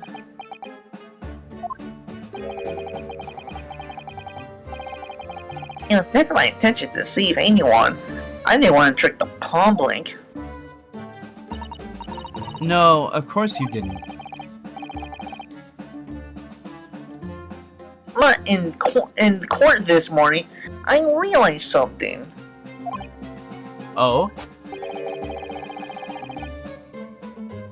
If you have done something wrong without knowing it, you have still done something wrong. Logically, it makes no difference if you're aware of it or not. Ignorance is a poor excuse. The blame still lies with me. Oh, Professor. He believed in me this morning, you know. Baruch did. He believes in my hypothesis. Well, I think that was just a necessary factor in the prosecution establishing its case. No, Baruch wouldn't do something like that. Jesus, my voice. I'm sure he genuinely believes it. Did he?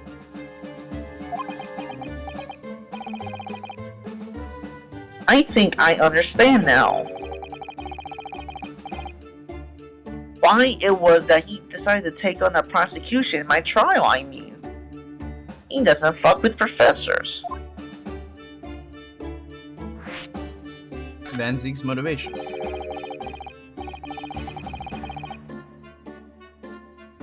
After my terrible accident happened, no one would believe in my hypothesis anymore. Not the police, not the prosecution service, not any lawyers even. I feel like I dealt some kind of finishing blow there.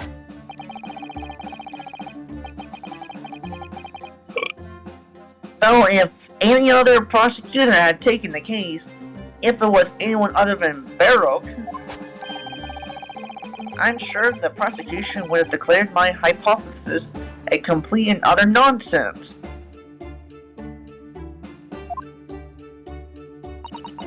And in that case, you would have been declared a fraud yourself, Professor. Exactly, which would have been the fate worse than death for me.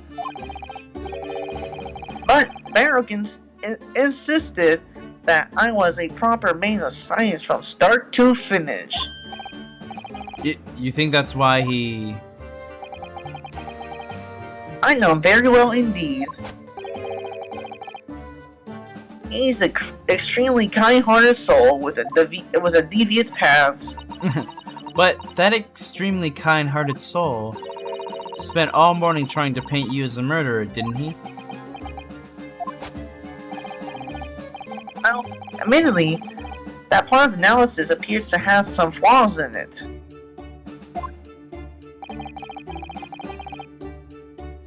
And what about the whole Reaper side of things?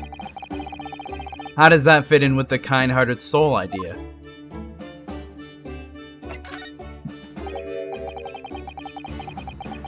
Do you think he set out to trick me from the very start? I'm sorry to say, that does seem likely, yes.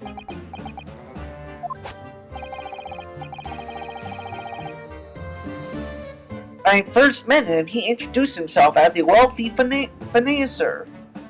You doing the whole investigation today? I mean, depends on how long it is.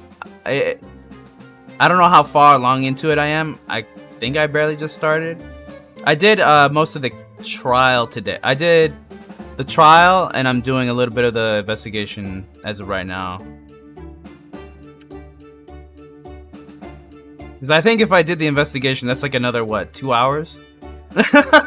So, I don't know. Again, I don't know how long the investigation is.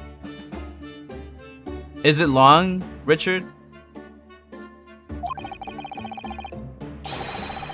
He looked over the papers I would written and said my work would benefit all humanity and must be pursued. He was so enthused. He was so empathetic. He tricked me. I got fiddled. But in reality, he was the mastermind of some vast criminal network, it seems. I still can't believe it.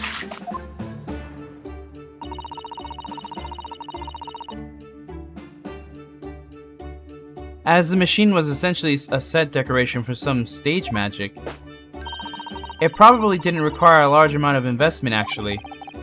But the scale of it, it wasn't just some small trick. It was a very elaborate feat of deception. The young scientists are full of hope about their burgeoning ideas full of zeal. But none of us have any money. We're broke students. We all want to do research, but we can't afford it. Many of us take on barely legal part-time work to try to earn just a few measly pennies to carry on. To go through all that only to be taken for a complete fool is too rotten to believe. I'll be able to tell you after you're done talking to this clown. It is, I agree. And that's why we have to find those responsible and bring them to justice. Mr. Assman is no more, of course, which leaves only the engineer. Mr. Enoch Drebber. Drebber the engineer. Is he an engineer or a magician or a swindler? It was about a year ago when Mr. Assman first brought Drebber to meet me at my laboratory.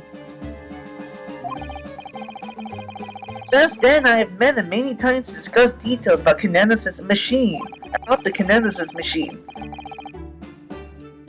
Did you ever figure out the connection with the collar? Oh, actually, I don't think so. I was trying to look through my old footage because I didn't want to like look it up on the internet just in case, like, you know, I typed that shit in. It's like, oh yeah, here's like the final case, who's responsible, who the actual villain is. Like, no. But so far, I have not seen anything about it.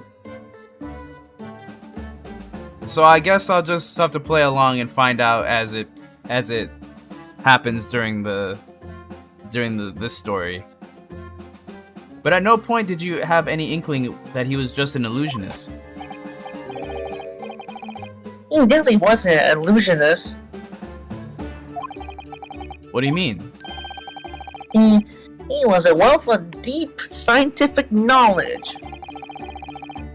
There's no question that the main genuine scientist is instantly apparent in conversation.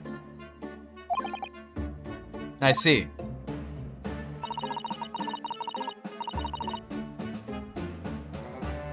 It's probably because it's been so long since you played the first game. Could be. Be on the collar, though.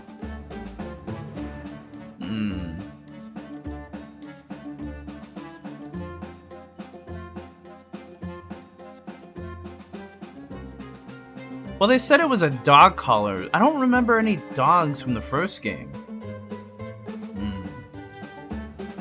I'm gonna have to think about that more. But the wretched man deceived you, Professor. It's unforgivable. We must do everything we can to find him and bring him to justice. Are there no more clues that you can give us as to his whereabouts?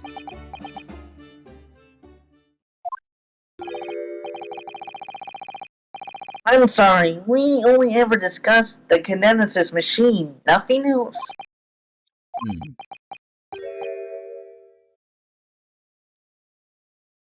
Although, just once, I did just visit his workshop. What workshop?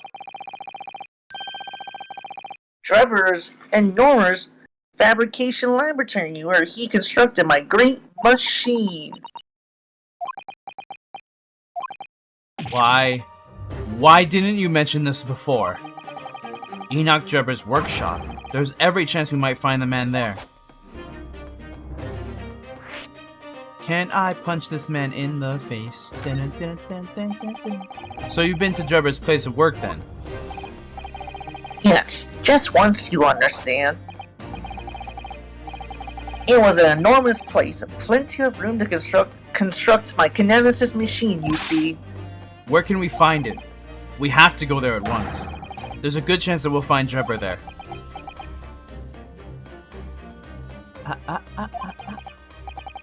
Well, yes, definitely. I'm sure you're not going to want to hear this, but I forgot. I have absolutely no idea where the workshop is at all. He's useless. I'm so sorry. I was more than half expecting that. Huh, you see, I was blindfolded in the carriage my entire way there. And you didn't think that was suspicious? Oh my god. He blindfolded you? He wasn't taking any chances then. Place was incredible, a pinnacle of modern engineering.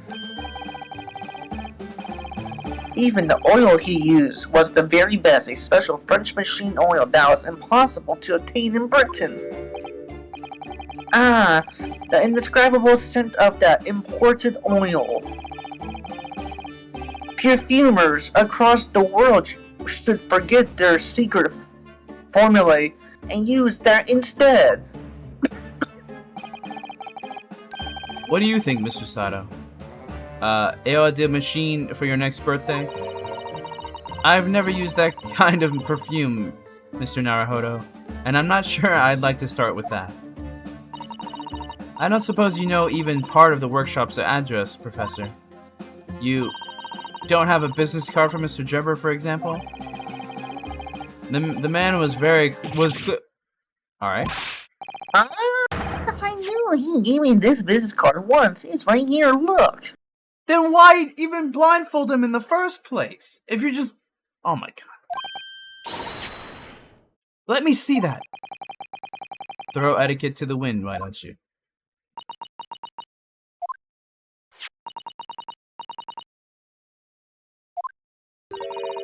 Oh, okay, so there's no address. Okay. He got my hopes up. I don't like the professor. I'm afraid that's all it says. There's no address. No? Oh well. Can't say I'm surprised. Still, this could be useful.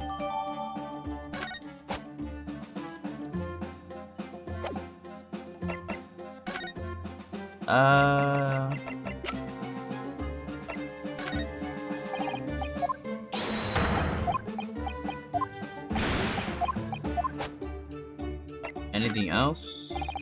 Nope.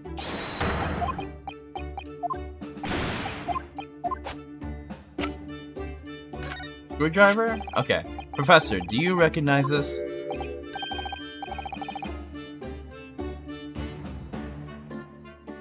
It's Andrew, my faithful friend. How have you been? Are you alright? No one mistreated you, have they? Don't worry, he's being very well looked after. Haha, I always rub him with the machine oil until he's gleaming. Right. And then when I come to tighten a screw with him, he slips in my hand and I can't do it. Haha, it's that age-old problem faced by driver fills the world over, isn't it? I really wouldn't know, I'm afraid. Okay, so that was useless. Driver fills. What about this? How could this have happened? You must feel awful. As well as a man losing his life, the Crystal Tower was greatly damaged too. I know what happened. It must have been that. That?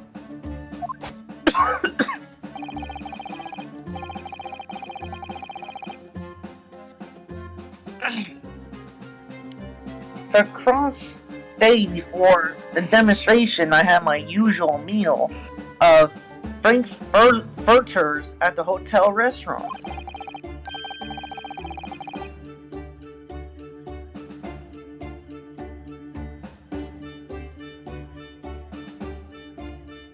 And when I paid the bill, they gave me 3 shillings too much in change. But instead of saying anything, I just slipped the coins into my pocket. They're still there now.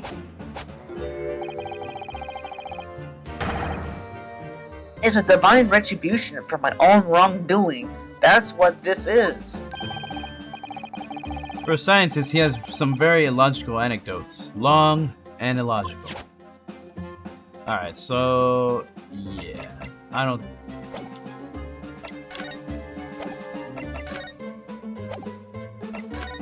Anything else? Nope. Maybe the Lord Chief Justice's office? Oh, shit, who's this? 23rd of October, British Supreme Court, Lord Chief Justice's office. Oh, who's that standing beside Lord Strongheart? I wonder, I've never seen her before.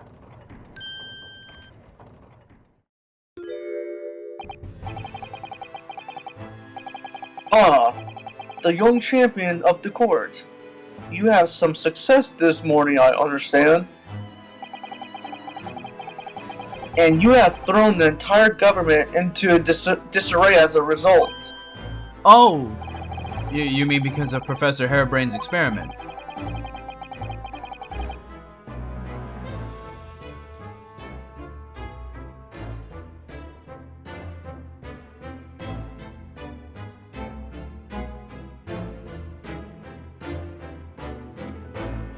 It's your turn, Will. Yeah, can you hear me? I only now. I didn't hear you before. Oh, weird. You want to repeat the line? Give me a sec. Trade alliance being demonstrated at the London's Great Exposition. The country's been made to look foolish now, and politicians are scrambling to respond.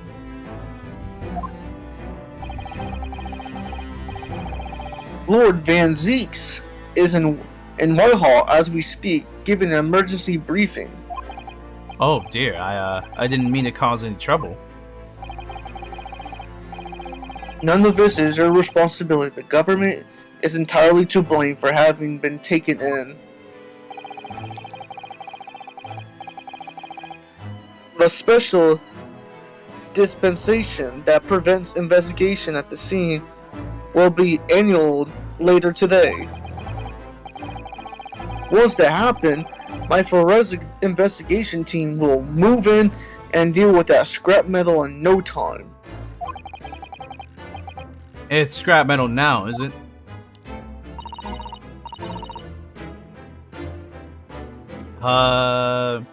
Until later, then. Okay, You want to do it? I'll do it. Okay. Until later then, Lord Strongheart. Yes, thank you. Well, that was all of her lines. Let's go! Who was that? That's my wife. That was Dr. Courtney. Is that Sif? I think so. Sith? Scythe? Scythe? I think it's Scythe. I'm gonna do Scythe. That was Dr. Courtney Scythe, Scotland Yard's esteemed chief coroner. She is leading the forensic investigation team handling of this case. She was just delivering her report about the victim, in fact. Fucking Richard. He said, Dr. Scythe, step on me. Jesus Christ. You can have her, Richard. Oh my god. That's 3 waifus now? What is going Yeah, on? but I'm not claiming that one. That was all yours. Oh, I see. About Mr. Assman. Following the outcome of the trial earlier, I asked the coroner's office to reevaluate its findings. I don't have time to tell you what she concluded. If you want to know, you would have to ask her directly. Great, there's more lines for me. You can find her in the forensic laboratory. Oh, okay. Right.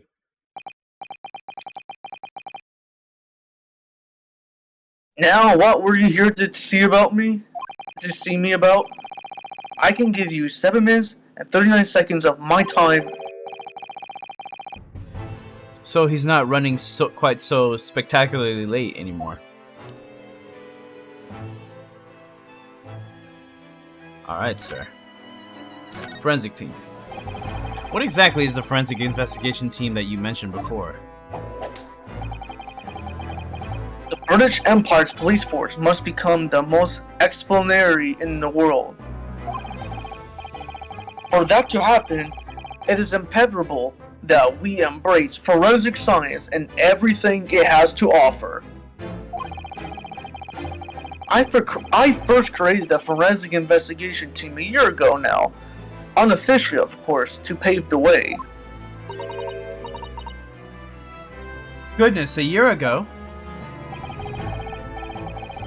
The next month's symposium, I intend to present the results of their work to the world. And once I do that, the House of the Lords will be powerless to oppose the creation of a full-scale forensic division. And once that happens, the position of Attorney General will be mine, and the criminals will suffer dearly. Oh yeah, totally not a villain. What do you mean? For too long, those scoundrels have made a mockery of our legal system with false evidence and bribes. But London's scum is about to be rounded up and burnt in the fires of hell. All right. Seems like a perfectly reasonable individual. No, it seems alright. I agree with his ideas. I intend to see it personally.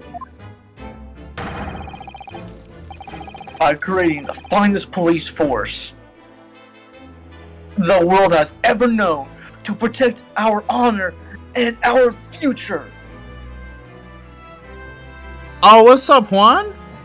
How you doing, bro? It's been a minute, bro. How you doing? Perfectly reasonable indeed. Facts, bro. Been a minute, bro. Well, I'm gonna shout out Richard real quick. I forgot to do it earlier. I could do that easily in 2 seconds. Check the never fucking mind.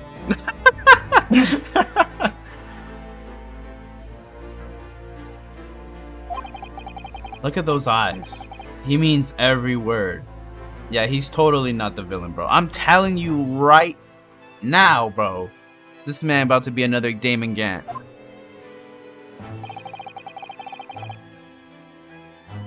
Your Scythe is an extremely reliable coroner. Juan said doing good, just getting my daughter doing good. Okay. Just getting my daughter ready for bed in a bit. Finally hopped on Twitch for once. LOL, how are you, fam? I'm doing alright, bro.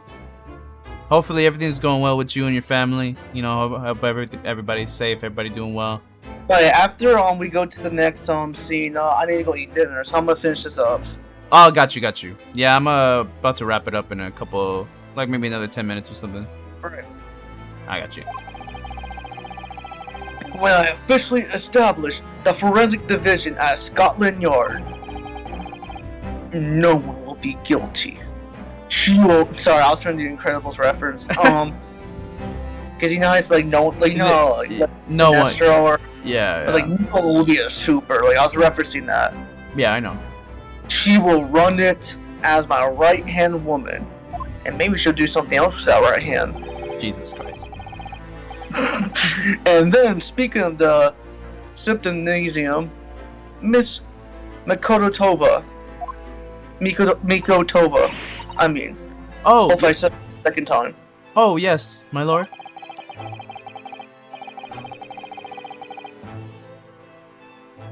Your father should be on the high seas as we speak, making his way here to represent the Empire of Japan.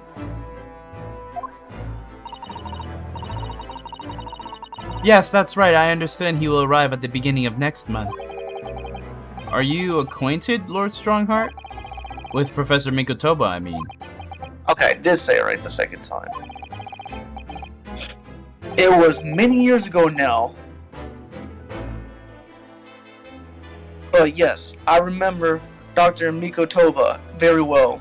Juan said, bruh, LMAO. Richard said, Will should just never pronounce Japanese names. Juan said, LMAO agreed. Nah, I will continue to improve. It's Yeah, exactly. Please, Richard. I'm trying to practice here. Before I start doing some cringe voices now.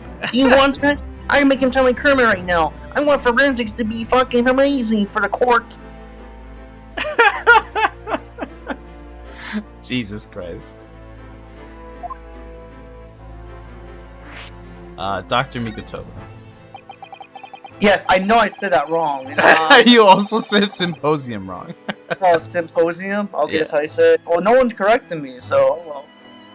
Thank you, Richard. Well, if excuse me, if my memory serves, no, I'm joking. If my memory serves, it was some 15 years ago now that your father came to Britain as a visiting student. Juan said I need more of that Kermit voice. Well, I guess you need me more than George.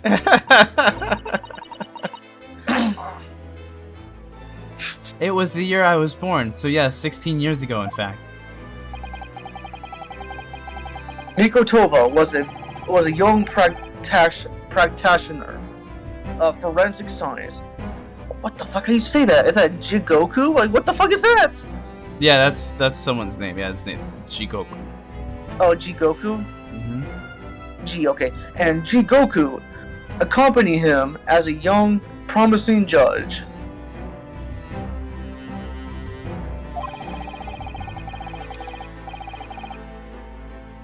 The Even I don't know how to pronounce this word. what the fuck is this word? the punctilious and the policeness of the Japanese at the time impressed us greatly. Punctilious? I have no idea. Punctiliousness, something like that. Fuck. This is also another reason why he's a villain, bro. He's using words I don't know. But you gotta admit, Richard, I've been pronouncing some of the Japanese names a lot better than before. Anyways. And at least I'm practicing too. It's not like an asshole to be like, oh, I'm gonna be a stuck up loser and never gonna pronounce it right. Anyways. Not that I wish to imply impoliteness or carelessness on your part in any way, but you gotta go now. It's been 7 minutes. I didn't think that you were. Dr. Mikotoba studied forensic at one of the London's large hospitals. Richard said, I'm still scarred by Rise. Is Risei. Come on, Richard, say it right. Don't pull a me. The long lost character of Persona 4, Rise. No, but I don't get it. Like, where's the like Risei? Like, where's the A part? Like, it's such a weird way to spell it. That's all I'm saying, you know.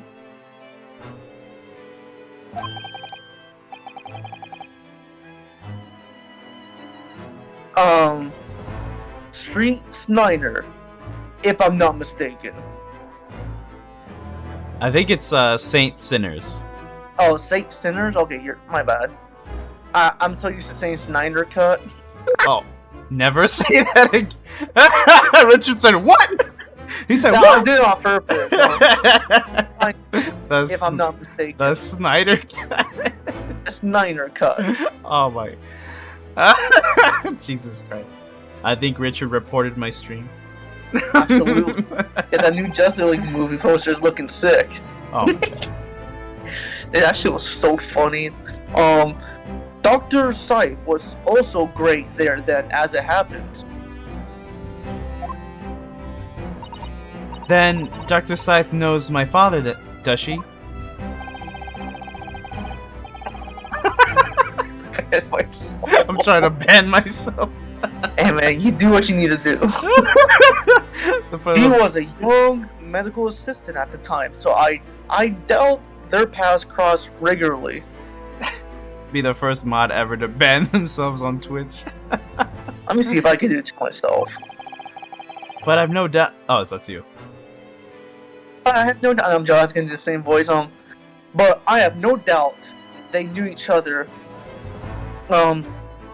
superficially. There we go. I said something right. Let's fucking go.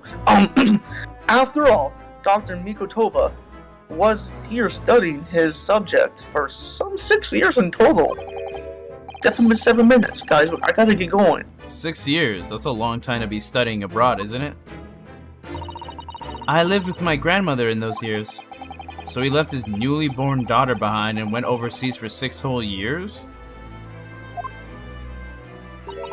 It was a rather turbulent time at home. Oh. Perhaps father wanted a reason to get away.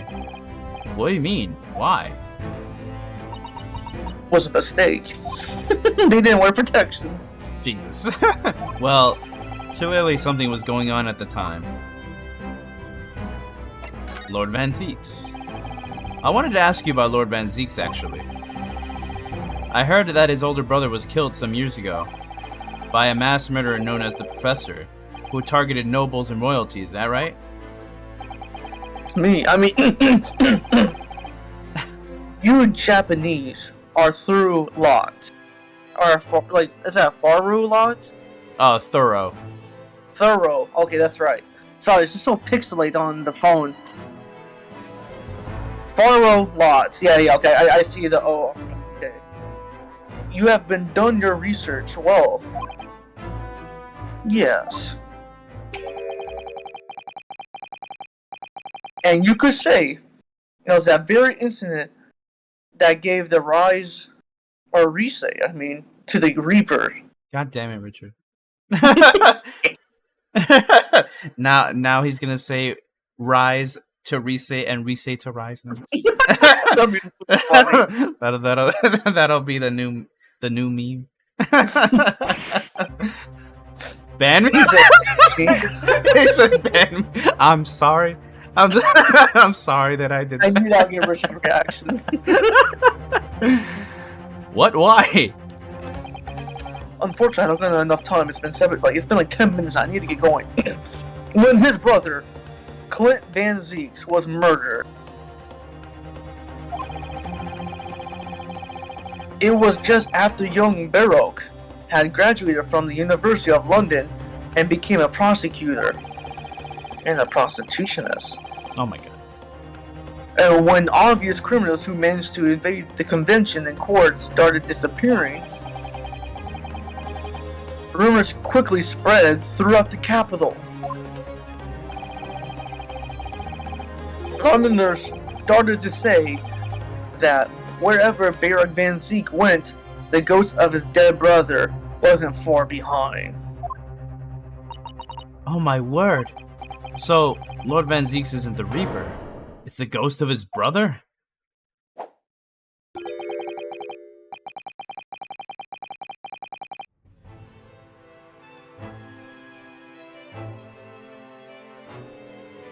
It's you, William.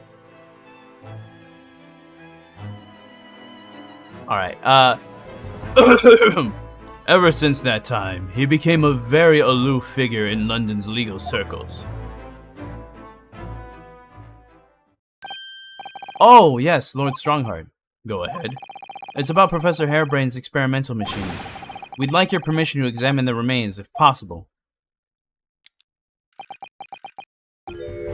Are you well versed in science, then? Not in the slightest. In fact, you could say I was barely aware of the subject at all until recently. Well, the special dispensation legally preventing investigation of the machine is currently being annulled.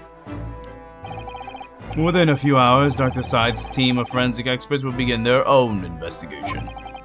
But I suppose until then, there's no harm in you looking at the wreckage, as long as you touch nothing. Thank you. Being able to look is better than nothing. And I'll be able to see it too. Your time is up. You'll have to excuse me now, I'm afraid. My next engagement... Oh, what's up? Now, can I hear you? Hello, hello? Oh, I can hear you now. Oh, so you weren't able to hear me before too, right? Or did you hear me? No, I didn't hear you. Oh my... Man, I need to get that PC fixed. I'm waiting for a couple extensions so like I can make my PC on outside look good. We are extremely sorry to have troubled you when you are so busy, my lord. There you go.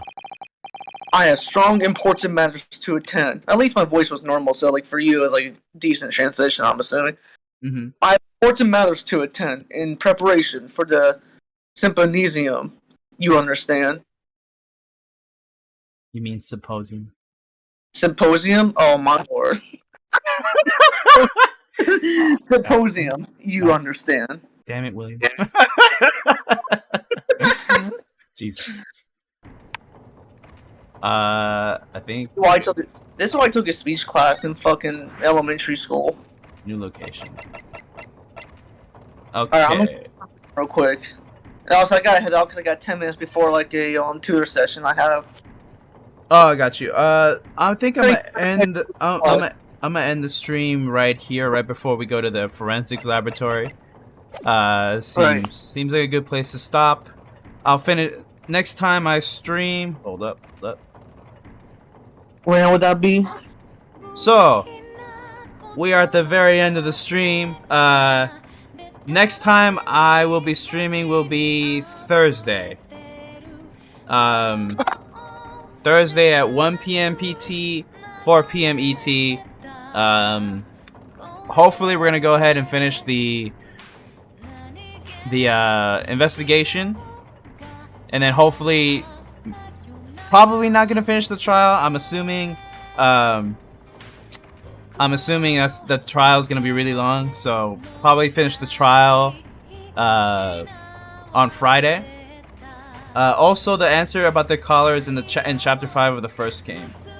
Okay, so I'll probably go look through that then. But yeah, so tomorrow I will not be streaming. Thursday I will, and hopefully we can finish. Is there more than 2 days, Richard, or is there 3 days for this case? If there's only 2 days, then I'll finish this by Friday for sure.